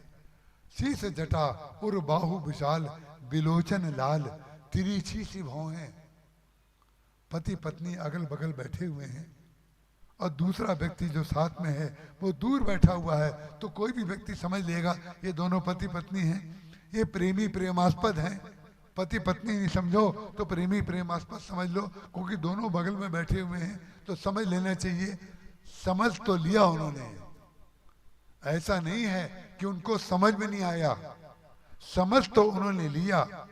इसीलिए बाद में ग्राम बधूटियों ने कहा कि हम तो जानते थे कि आपके ये पति हैं, जाना हुआ जो है वो तो हमारा ज्ञान है, जाने हुए ज्ञान को आपके मुख से सुनना ये हमारी भक्ति है। आप उस बात को कैसे कहती हैं, हमें कृपा करके वो बताइए। उन्होंने कहा शीश जटा और बाहु विशाल बिलोचन लाल तिरछी सी भौं। तून सरासन बान धरे तुलसी बन मार्ग में सुठ सोहें सादर 12 बार सुभाए। ये है भक्त का हृदय। अरे भागवत में ही हृदय नहीं है, रामचरितमानस में भी वही श्रृंगार का हृदय है, लेकिन ना भागवत में श्रृंगार है ना यहाँ पर श्रृंगार है। श्रृंगार के मूल में भक्ति भावना है, मर्यादा है। वहां पर श्रृंगार की मर्यादा है, यहाँ पर मर्यादा का श्रृंगार है। दोनों का केवल इतना ही अंतर है। सादर 12 बार सुभाए चितें तुम त्यों। बार बार ये आपकी ओर देखते हैं, तो श्री सीता जी कह सकती हैं कि बार बार ये हमारी ओर देखते हैं तो आपको कोई कष्ट हो रहा है क्या, कि आपको कोई आपत्ति है क्या? तो उन्होंने ये कह दिया कि हमें आपत्ति है। आप लोग समझ रहे होंगे कि सीता जी ने ये कहा होगा कि नहीं। उन्होंने ग्राम बधूटी स्त्रियों ने कहा कि हमारी सबसे बड़ी आपत्ति का कारण जो है वही तो ये है, सादर 12 बार सुभाए चितय तुम त्यों हमरो मन मोहे। देखते आपकी ओर हैं और हमारा मन चुरा लेते हैं। ये है भगवान राम का देखना। भगवान राम जब श्री सीता जी की ओर देखते हैं तो दूसरे भक्तों का हृदय चुरा के ले लेते हैं। इसीलिए चित चोरन छवि रघुवीर की, तुम्हारे पिताजी बहुत सुंदर भजन गाते थे। चित्त चोरन, बोले चित्त को चुरा लेते हैं, चित्त को चुराए जाते हो कैसे जिएंगे हम। एक समय था जब मैं महाराज जी को भजन सुनाता था, जय भैया तो उसमें थे, आपको याद होगा, जगन्नाथपुरी में महाराज जी बिरला धर्मशाला में ठहरे हुए थे। बहुत से भक्त महाराज जी के थे, बहुत से भक्त। राम बालक जी इनके पिताजी थे, एक तबला बजाने वाले गोवर्धन जी थे, और भी कई लोग थे। तो महाराज जी ने कहा भाई आज भाई जी जो हैं नृत्य करेंगे और राम बालक जी गाएंगे। अब भाई महाराज जी जो कह दें वो तो मैं कर देता था, मैं उससे मतलब नहीं कि कौन क्या कहेगा क्या होगा उसको छोड़ो। मैंने वहां पर नृत्य किया तो वो जो गोवर्धन था उसने गोवर्धन ने जो है अपने घुंघरू दे दिए, मेरे पैर में बांध दिए, तो ठुमक चलत रामचंद्र बाजत पैजनिया ये गाया गया। तो हमने उसमें ठुमक चलत रामचंद्र में जो तुमने गाया था, तुमने तो ऐसा गाया कि हम भी ठुमक गए। ठुमक ठुमक इतना ठुमकाया कि तुम ये भी भूल गए कि आगे भी भजन है, बीच में ही भजन छोड़ दिया। ये तुम्हारी भक्ति भावना की बात है। तब महाराज जी ने उस भजन पर जब मैंने नृत्य किया तो उस समय महाराज जी ने कहा कि तुमने रोक करके कहा, बोले यहां पर तुमने ताल के अनुकूल नहीं गाया, नृत्य किया है। सोचिए, महाराज जी प्रवचनकर्ता के रूप में तो आप लोग जानते हैं, मानस मर्मज्ञ के रूप में जानते हैं, लेकिन सोचिए वो नृत्य की कितनी बारीकी को जानते थे। तो जहां पर एक स्थान ऐसा था जहां पर ना वाद्य था, ना गायन था और ना नृत्य था, तीनों नहीं थे। बीच में एक स्थान ऐसा था, मुझे याद नहीं आ रहा है वो कौन सा स्थान था, जहां पर घुंघरू को केवल 3 बार पैर से बजाना था। ना गायन था, ना नृत्य था, ना वादन था, तीनों साइलेंट जहां थे उस समय हमें पैर से 3 बार घुंघरू को बजाना चाहिए था। तो महाराज जी ने कहा यहां पर तुमने गलती कर दी। तो जो भक्त होते हैं ना, भक्त, वो लोग नाचना ना जाने तो भी नाच लेते हैं, गाना ना जाने तो भी गा लेते हैं, और बजाना ना जाने तो भी बजा लेते हैं। क्यों? किसके लिए गाते हैं, किसके लिए नृत्य करते हैं? बोले कबीरा ये तन साज तमूरे का, खींचत तार मरोड़त खूंटी, निकसत राग हुजूरे का। आपने देखा होगा ये भक्ति शास्त्र की बात चल रही है और उन परिवार के लोगों के लिए चल रही है जहां से हमारे लखन भैया ने जो प्रश्न किया था वहीं पर आकर के मैं आपको मिला करके बताऊंगा। कबीरदास जी महाराज कहते हैं कि जीवन में आपने जरूर देखा होगा विद्यालयों में सरस्वती जी का चित्र या सरस्वती जी की मूर्ति विद्यालयों में लगाई जाती है। विद्यालयों में जब सरस्वती जी की मूर्ति लगाई जाती है तो सरस्वती जी के 4 हाथ होते हैं। हमें बड़ा संकोच है ये कहने में कि हमारे जिन जिन बच्चों के विद्यालयों में हमारा प्रवचन हुआ और एक आध जगह हमने पूछा बच्चों से कि बताओ सरस्वती जी के 4 हाथों में क्या क्या है, तो चारों हाथों में क्या क्या है बच्चे बता नहीं पाते। उसका कारण क्या है? वो समझते हैं कि जो टीचर अंदर बैठे हुए हैं, जो प्राध्यापक या जो प्राचार्य हैं, वो हमें पढ़ाएंगे या हमें रिजल्ट देंगे।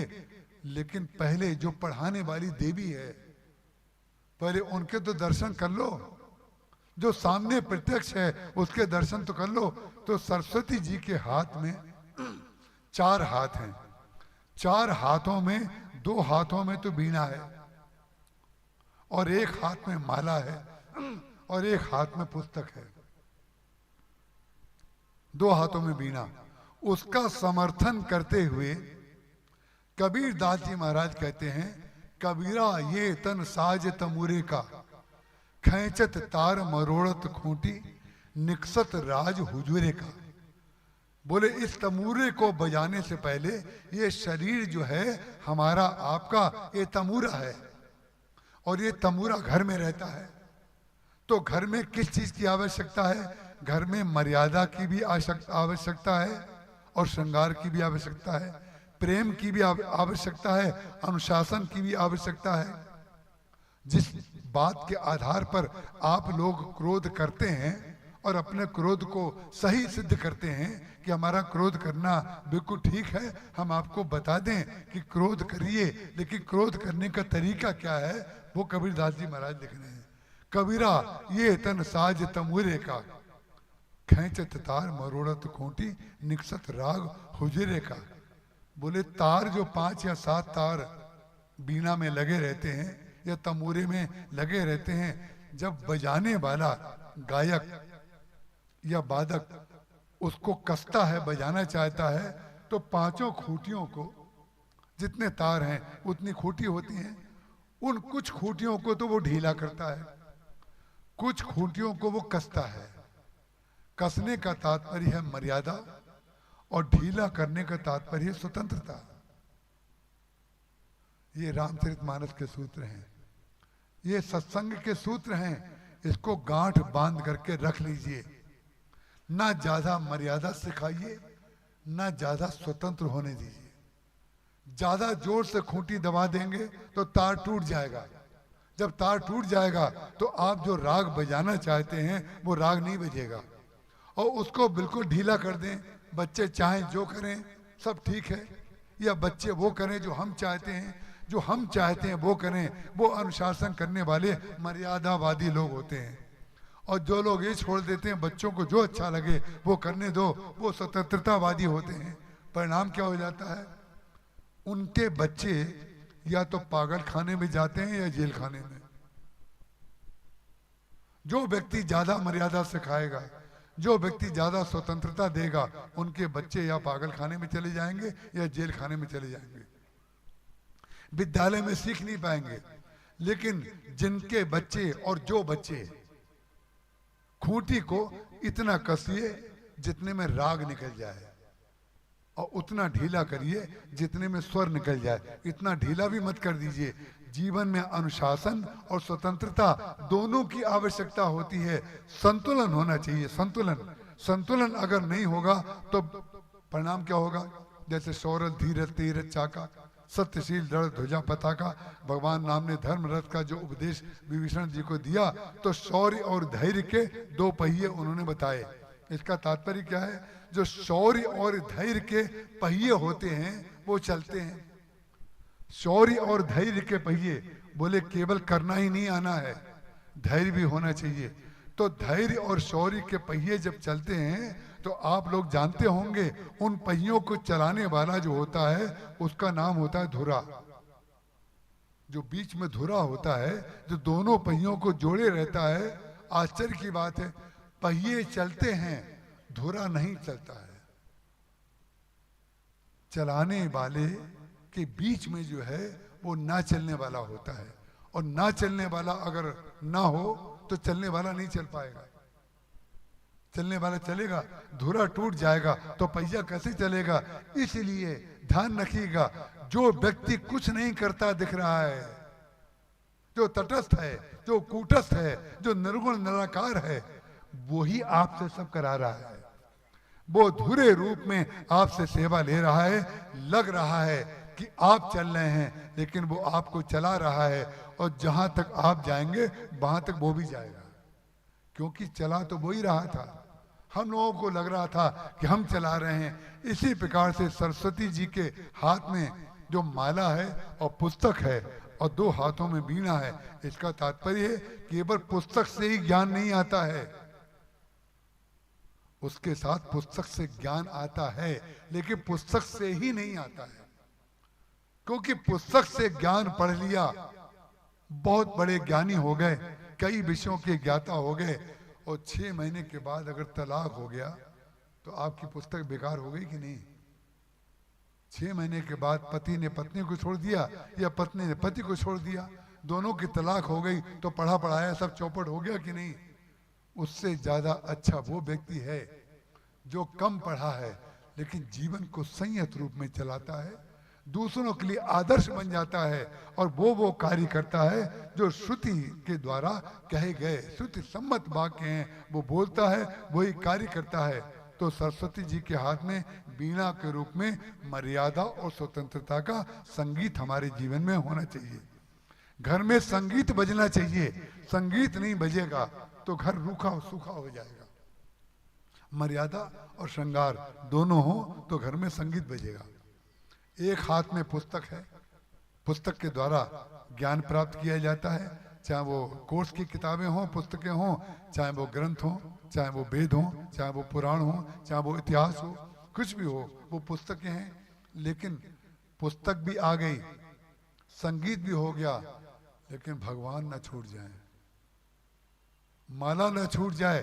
ये माला अगर छूट गई तो पुस्तक भी गई और वीणा भी गई। भगवान नाम अगर नहीं हुआ, नाम जप नहीं हुआ, हमारे महर्षि बार बार बार बार कहते थे नाम जप करते रहो, नाम जप करते रहो। सेवा करते समय भी नाम जप करो। महाराज जी मैं कहता था कई बार, महाराज जी माला झोली छूट गई। बोले माला झोली छूट गई लेकिन मन तो नहीं छूटा ना।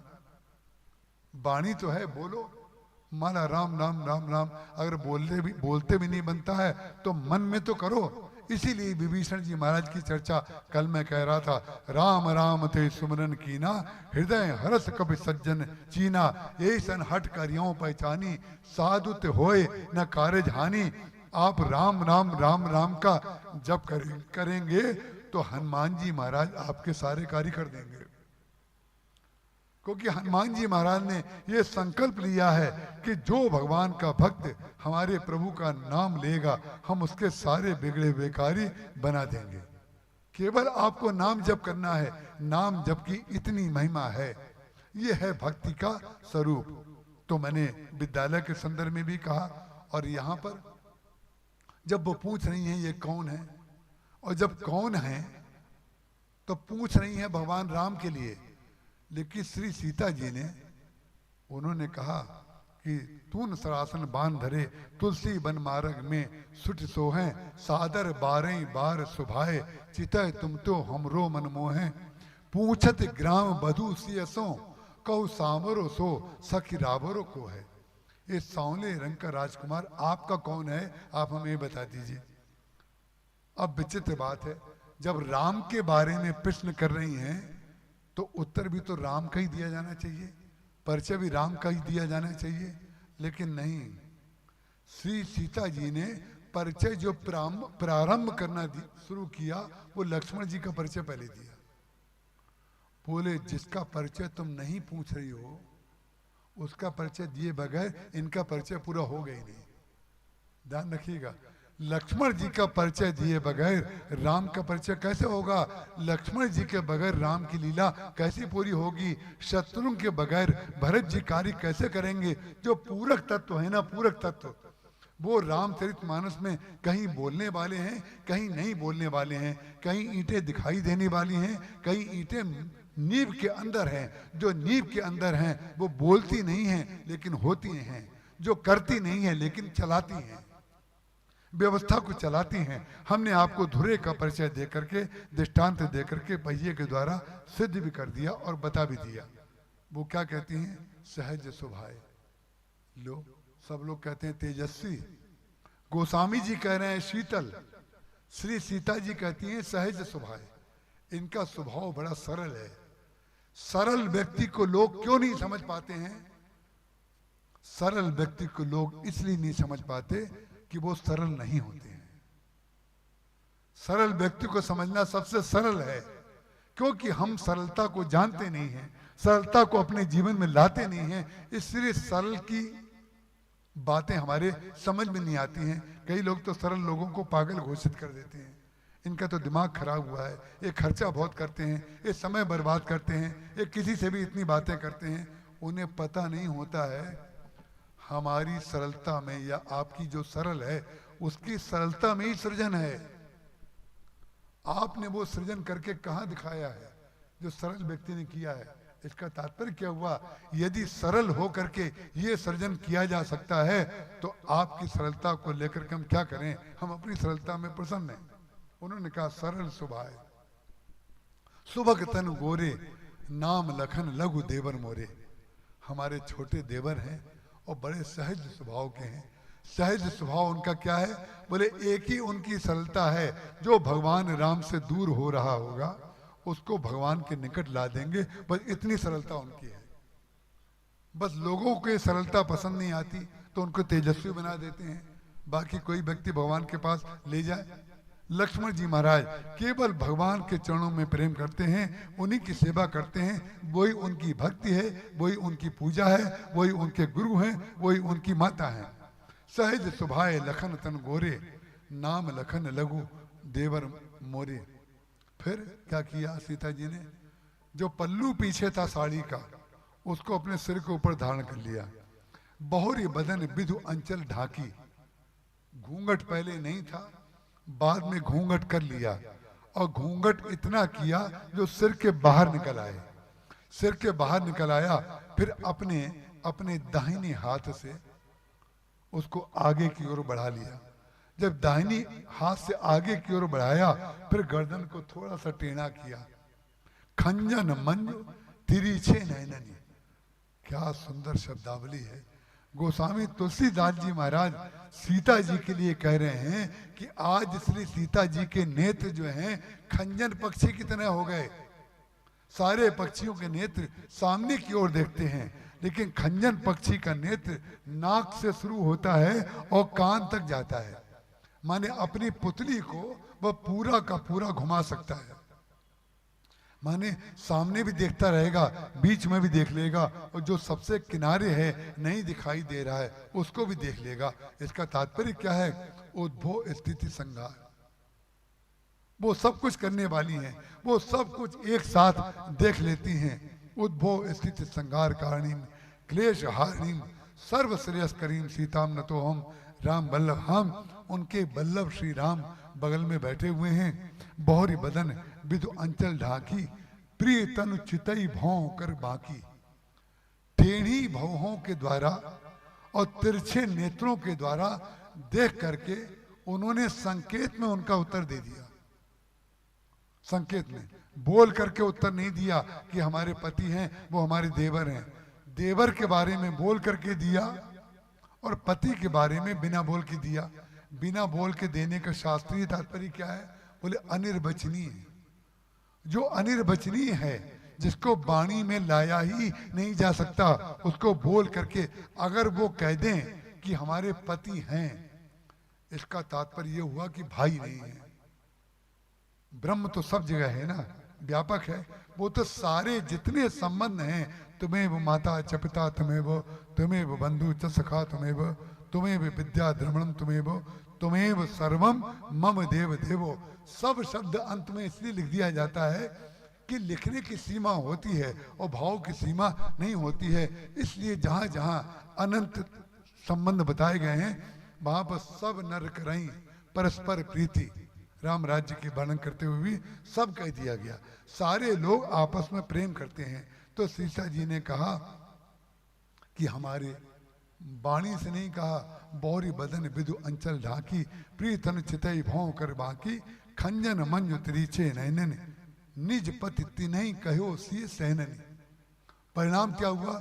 भाई मुदित सब ग्राम बधूटी, रंकन राय रास जन लूटी। वो धनी हो गई, जिसके पास कुछ नहीं था उसको सब कुछ मिल गया। किस आधार पर मिल गया? हमें पता चल गया कि आप इनकी हैं और ये आपके हैं। ये है भाव, ये है भक्ति। जब ये भक्ति आ जाती है तो परिणाम क्या हो जाता है? भगवान राम श्री सीता जी ने आपस में संकेत किया कि हम तो इस रात को यहीं रहना चाहते थे, लेकिन यहाँ से चल देना पड़ेगा, क्योंकि ये तो भाई मुदित सब ग्राम बधूटी, रंकनी राय रास जन लूटी। जैसे उनको सब कुछ मिल गया हो तो ये जाने नहीं देंगे। अगर इनके मुंह से निकल गया हम जाने नहीं देंगे तो हम जा नहीं पाएंगे। उससे पहले हम लोग चल दें। भगवान राम श्री सीता जी दोनों चल दिए, लक्ष्मण जी महाराज चल दिए, और बहुत दूर तक जब चले गए, वहां तक ये दोनों ग्राम बधूटियां जो हैं उनको देखती रहीं। जब संध्या काल हो गया, रात्रि हो गई, जब दिखना बंद हो गया, तब ये आपस में बोलने लगी। ये घर नहीं गई। घर क्यों नहीं गई? बोले भगवान को देखने के बाद घर बिसर जाता है, घर बिसर जाता है। और घर बिसरने का तात्पर्य क्या है, भौतिक तात्पर्य क्या है? बोले घर में रहते हुए भी घर में नहीं रहता है भगवान का भक्त, वो भगवान में रहता है। लोगों को लगता है कि घर में रह रहा है, लोगों को लगता है इनकी पत्नी है, ये इनके पति हैं, ये भाई हैं, ये इनका कर्मचारी है, ये इनका ड्राइवर, ये इनके मालिक। लेकिन जिसका नाता भगवान से हो गया है वो सारे पदार्थों का सेवन और व्यवहार वैसे ही करेगा जैसे सब लोग करेंगे। क्यों? चरित करत नर अनुहरत संसृत सागर सेतु। भगवान भी वही करते हैं। भगवान ने अवतार लेने के बाद कूटस्थ ब्रह्म तो नहीं रहे, उन्होंने जन्म लिया, उन्होंने विराट रूप भी दिखाया, वो भाई भी बने, वो जेठ भी बने, वो सब कुछ बने। सारे रिश्तों को, जितने विरोधी धर्म हैं सबको स्वीकार कर लिया और सबको संतुष्ट कर दिया, सबको आनंद दे दिया। यही तो उनकी अखंडता है, ये उनकी व्यापकता है, ये उनकी करुणा है, ये उनकी कृपा है। जब चले गए बहुत दूर तब वो ग्राम बधूटियां घर चली जाती। अब वो चले गए, अब हमें यहाँ क्या करना है?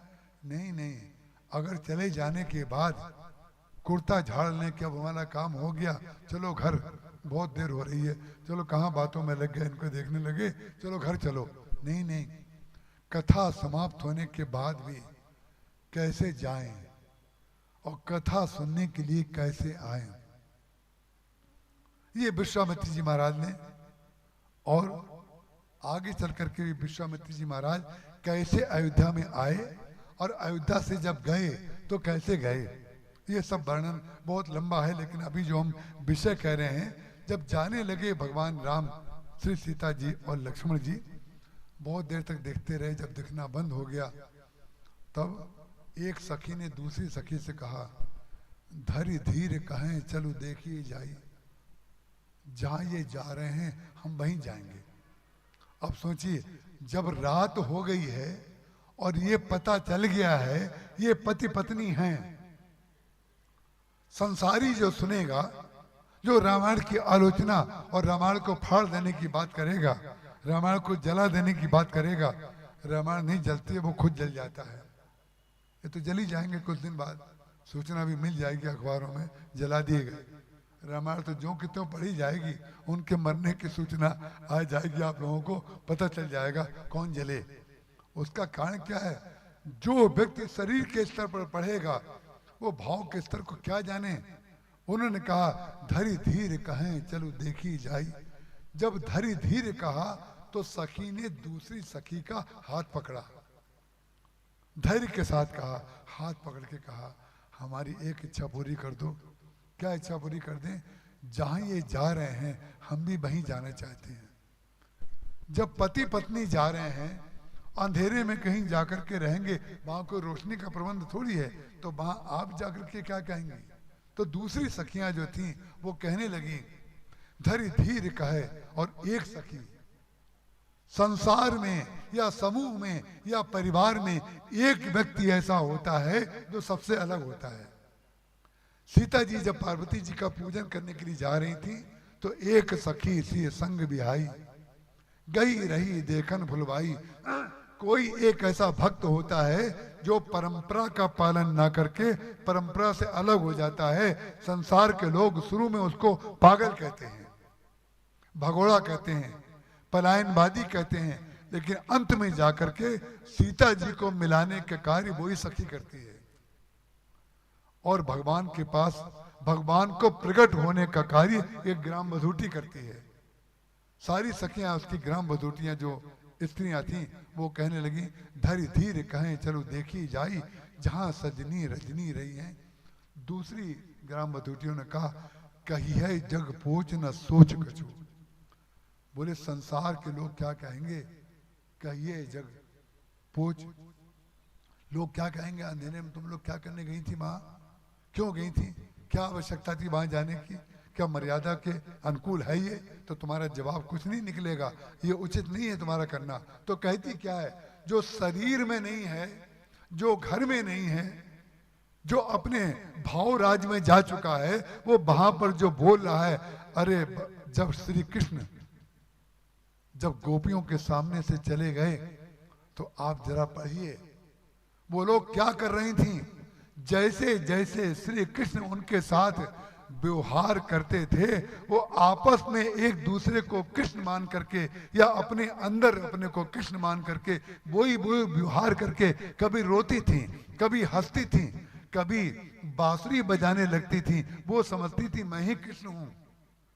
जब भाव राज्य होता है उस समय व्यवहार राज्य पूरा समाप्त हो जाता है। ये स्थिति हो गई। तो जिस समय वो ये स्थिति उनकी हो गई तब वही स्थिति तो उद्धव जी ने जाकर के देख ली। जब उनसे बात करने की सामर्थ्य उन्होंने जुटा ली तो परिणाम क्या हुआ। लड्डू बन करके उद्धव जी गए थे और प्रसाद बन करके लौटे। ज्ञानी बन करके गए थे और भक्त बन करके लौटे। कोई व्यक्ति कथा में जाने के बाद भी जैसा गया था वैसा ही लौट के अगर आ जाए तो उसने खाना पूर्ति पूरी की। कथा में रम जाए उसमें कौन सी बात कही गई। अरे जिस दिन रम जाएंगे ना रम जाएंगे उस दिन राम या कृष्ण जिन भगवान के हम प्रेमी होंगे वो आपके हृदय में आ जाएंगे। फिर आपका व्यवहार बदल जाएगा। फिर लोगों से जो आप व्यवहार करेंगे वो लोगों से अलग करने लगेंगे। आपका चलना अलग बदल जाएगा। आपकी दिनचर्या विचित्र हो जाएगी। जैसी दिनचर्या लोगों की है वैसी दिनचर्या आपकी नहीं रह जाएगी। कभी आप ये करेंगे कभी वो करेंगे, कभी वो जो करते थे नहीं करेंगे। ध्यान रखिएगा जो बिल्कुल यंत्र की तरह रूटीन वाले कार्य करता है इस समय ये इस समय ये इस समय ये तो परिणाम क्या हो जाता है। बिल्कुल यंत्र बन जाता है, यंत्र बन जाता है। लेकिन भगवान का भक्त जो होता है वो यंत्र नहीं होता है। उसमें जिस प्रकार का जब उसको भाव आता है वो वैसा कार्य करता है। कभी ये पढ़ेगा कभी ये पढ़ेगा कभी ये करेगा कभी वो नहीं करेगा। उसका कारण क्या है वो अपने भाव राज्य में चल रहा है। उसी प्रकार से ये जो ग्राम बधूटियां हैं जो आपस में कह रही हैं कहिया जग पोच न सोच कछु। उनका कौन लोग क्या कहेंगे तो उसने कहा कहिया जग पोच न सोच कछु फल लोचन आपन तो लइए। अगर किसी की आंखों में इनका वो रस तत्व लेना नहीं बदा है, हमारी आंखों के सौभाग्य प्राप्त हुआ है तो फल लोचन आपन तो लइए। हमारी आंखें जो हैं जो जीवन का फल है वो तो ले लेंगी ना। कहिया जग पोच न सोच कछु फल लोचन आपन तो लइए। और उन्होंने कहा अंधेरे में तुम्हें कुछ दिखाई देगा क्या। अंधेरा हो जाएगा तो आंखों में तुम्हारी ऐसी आंखें हैं क्या कि वहां अंधेरे में तुम देखोगी।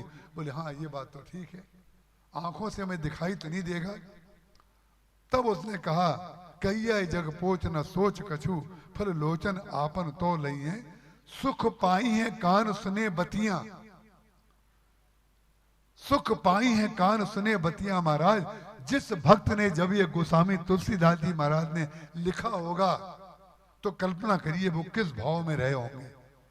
जब कभी कुछ कविता लिखता है तो बुद्धि से नहीं लिखता है, वो हृदय उसका पिघल करके वो स्याही बन जाता है और वो स्याही सारी कागज के ऊपर गिर पड़ती है, फैल जाती है, उसका भाव फैल जाता है।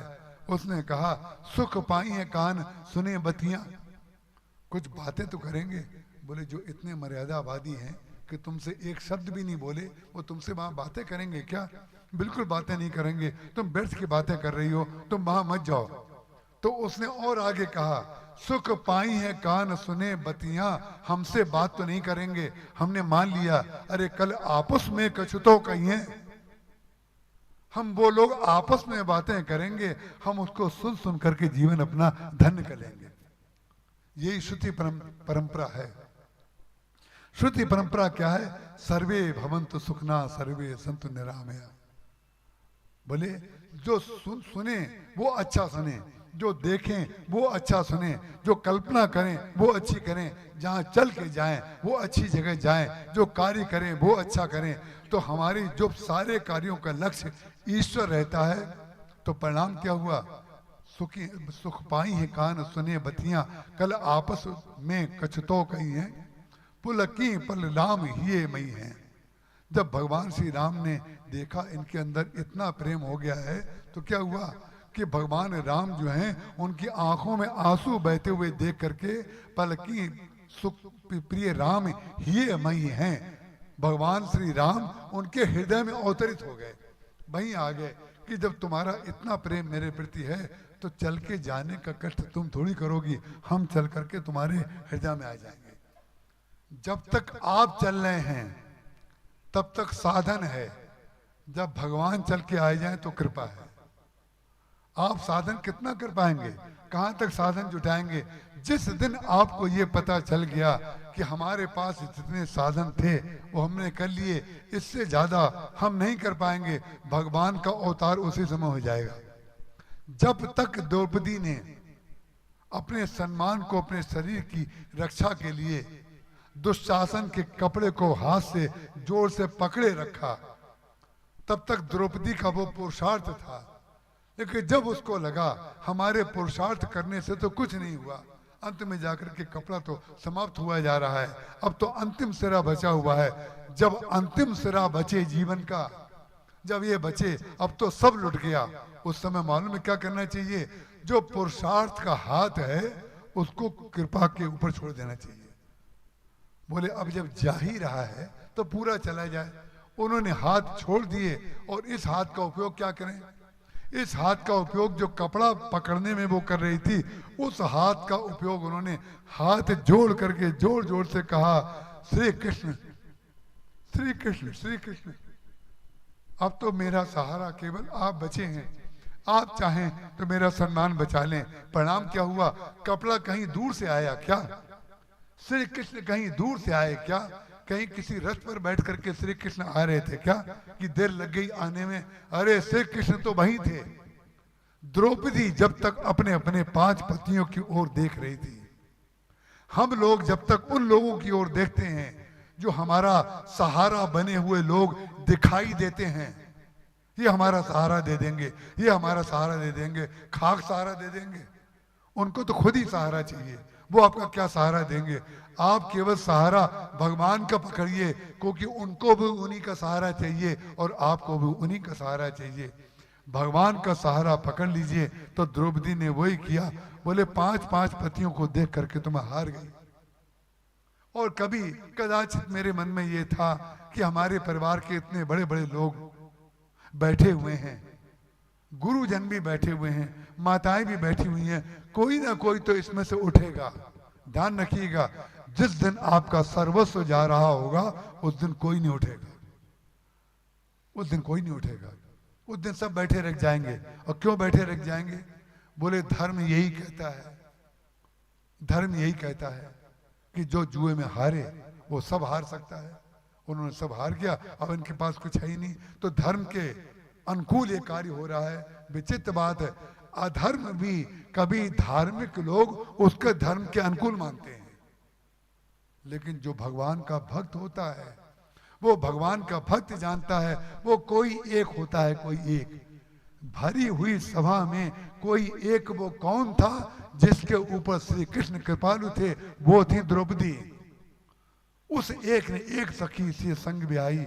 कोई एक ऐसा भक्त होता है जो भगवान की कृपा का अवतार करा देता है, जो भगवान को प्रतिष्ठापित कर देता है, जो भगवान को सिद्ध कर देता है कि भगवान भी कोई वस्तु हैं। इसीलिए संसार में बार बार कोई एक व्यक्ति आता है और पृथ्वी का उद्धार कर देता है।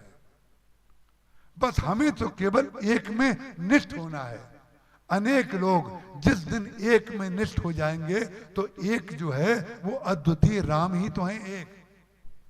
आपको केवल राम में निष्ठा अपनी बनाए रखनी है, राम में हो जाना है, अपनी निष्ठा को हिलाना डुलाना नहीं है।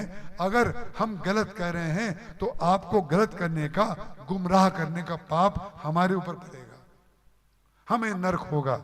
आपको तो नरक नहीं होगा ना, क्योंकि आपने तो हमारी बात मानी, जैसा बोल के गया बाबा जी हमने वैसी बातें मान ली। अगर गलत बात हमने बोली है हमें पाप लगेगा, हमें नरक लगेगा। हमें नरक और पाप का कोई डर नहीं है। हम केवल इतना जानते हैं, राम जप राम जप राम जप बावरे, घोर भव नीर निधि नाम निज नाम रे। बार बार महाराज जी राम नाम जपने का पद ये बार बार सुनते थे, राम जपो राम जपो राम जपो। जिस दिन राम राम राम राम जपने का आपका अभ्यास हो जाएगा, जैसे विभीषण जी को अभ्यास हो गया था, तो सोने के बाद भी पहले पहले सो कर उठ के सबसे पहले उनके मुख से भगवान राम का नाम निकला। हनुमान जी महाराज भी राम नाम की मुद्रिका लेकर के समुद्र को पार किया, उन्होंने लंका को जलाया, निशाचरों को मारा, वाटिका को उजाड़ा, सारे के सारे कार्य हनुमान जी ने किए। लेकिन भगवान के पास जाकर के जब पहुंचे तो जामवान जी महाराज ने बड़ी प्रशंसा की हनुमान जी की। नाथ पवन सुत कीन जो करनी, सहसो मुख न जाए सो बरनी। पवन पुत्र हनुमान ने जो कार्य किया है, सहस्त्रों मुख भी अगर हम धारण कर लें तो भी हम पूरा बता नहीं पाएंगे। पवन तनय के चरित्र सुहाए। भगवान को हनुमान जी का चरित्र बड़ा अच्छा लगा। उसके बाद भगवान ने हनुमान जी से पूछा, क्यों भी हनुमान तुमने बहुत बड़े बड़े कार्य किए? जामवान जी महाराज कह रहे हैं, उन्होंने कहा हमने तो ऐसा कुछ भी नहीं किया। लेकिन भगवान राम के यहाँ की जो परंपरा ये थी, भगवान ने पूछा जामवान जी जो कह रहे हैं वो क्या असत्य बोल रहे हैं क्या? तो कृष्ण युग में भगवान कृष्ण ने जब मिट्टी खाने की बात गोपों ने कही थी, तो भगवान कृष्ण ने मिट्टी खाई थी। गोप लोग बिल्कुल सत्य कह रहे थे, मिट्टी खाई थी। लेकिन भगवान कृष्ण ने यशोदा जी से कह दिया ये सब मिथ्या भाषण कर रहे हैं, मैंने मिट्टी नहीं खाई है। सब लोग मिथ्या भाषण बोल रहे हैं, झूठ बोल रहे हैं। तो भगवान का झूठ और भगवान के सत्य की परिभाषा दूसरी थी और इनके सत्य की परिभाषा दूसरी थी।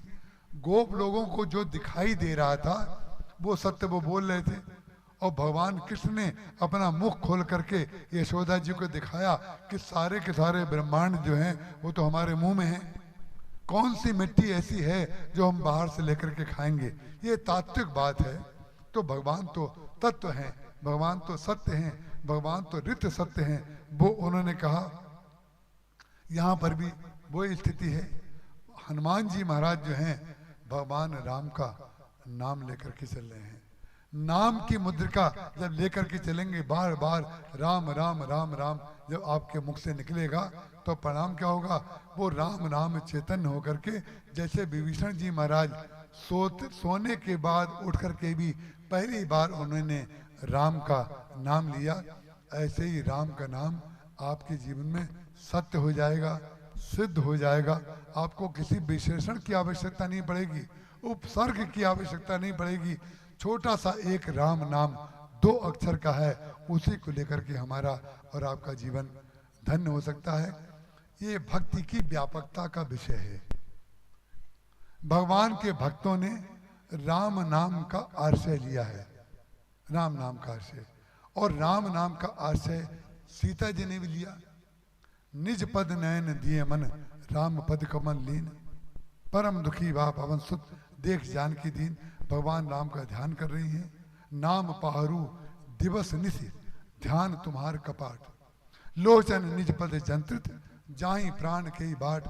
हनुमान जी महाराज ने भगवान राम से जाकर के सीता जी की स्थिति जब बताई तो यही बताया कि आपके नाम का पहरा पड़ रहा है। भगवान राम का नाम आप लेंगे तो रावण और रावण की सेना भी आपका कुछ नहीं बिगाड़ पाएगी, क्योंकि आपने उसका सहारा लिया हुआ है जिसका सहारा सबने लिया हुआ है। नाम पारू दिवस निशि, 24 घंटे राम नाम का पहरा घूम रहा है। नाम पारू दिवस निशि, ध्यान तुम्हार कपाट, वही लोचन मग रामई और आनी, देनो पलक कपाट से आनी। वही वाले कपाट से सीता जी ने भगवान को सगुण साकार रूप में अंदर धारण किया है और निर्गुण निराकार रूप में राम नाम उनका बाहर से सहयोग कर रहा है। नाम पाहरू दिवस निशि, ध्यान तुम्हार कपाट, लोचन निज पद जंत्रित।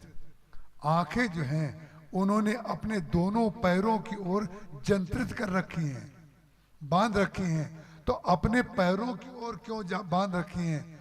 उन्हें अपने पैरों में को देख करके सीता जी अपने पैरों को कोस रही हैं। अपने पैरों को किसकी तुलना में कोस रही हैं? बोले राम के साथ तो हम और लक्ष्मण दोनों चले थे, लेकिन हमारे पैर लंका में आ गए और लक्ष्मण के पैर अभी भी भगवान के पास हैं। निज पद नैन दिए मन राम पद कमल लीन, और वो लोचन निज पद जंत्रित जाहि प्राण के ही बाट। तब अब रास्ता ही नहीं मिल रहा प्राण को, किस रास्ते से प्राण जाएं। तो जब ये सुनाया जा करके तो हनुमान जी महाराज के हृदय में सुन सीता दुख प्रभु सुख ऐना, जो हमेशा सुखी रहते हैं, जो आनंद सिंधु सुख राशि, जो सबको सुख देते हैं, वो क्या हो गया? उनको दुख हो गया। यही है कथा। बोले जो सुखी है, अपने आत्मानंद है, उसको श्री सीता जी का दुख सुना देना, ये बता देना महाराज आप तो अखंड ब्रह्म हैं, आप तो आनंद स्वरूप हैं, लेकिन आपकी जो प्रिया हैं सीता जी, वो तो दुख उठा रही हैं। तो सुन सीता दुख प्रभु सुख ऐना, भरी आए जल राजीव नैना। हमारे भगवान अयोध्या वासियों की याद करके रोते हैं, हमारे भगवान सीता जी की याद करके रोते हैं। हमारे भगवान अपने दुख से दुखी नहीं होते हैं, हमारे राम दूसरे के दुख से दुखी होते हैं और दूसरे के जीवन के दुख को मिटा करके वो सुख स्वरूप रघुवंश मणि, वो आपको सुखमय बनाने के लिए प्रकट होते हैं। इसके बाद की चर्चा हम कल करेंगे, कल कथा का समापन होगा। आइए आदरणीय श्रीमती ललिता जी यादव विधायक छतरपुर, आज हमने उनसे कहा था, मेरे पास वहीं थी, हमने निवेदन किया कि आप तो आ जाइए कथा में। और श्री नमा शिवाय अर्जरिया जी, आज मैं उनको याद कर रहा था, देखिए आज जिन जिन को याद किया वो आ गए। एडीएम के गौतम जी आए हुए हैं, मैं उन सब के प्रति बहुत बहुत आभारी हूँ, उनका सम्मान करता हूँ। इसके बाद की चर्चा कल होगी।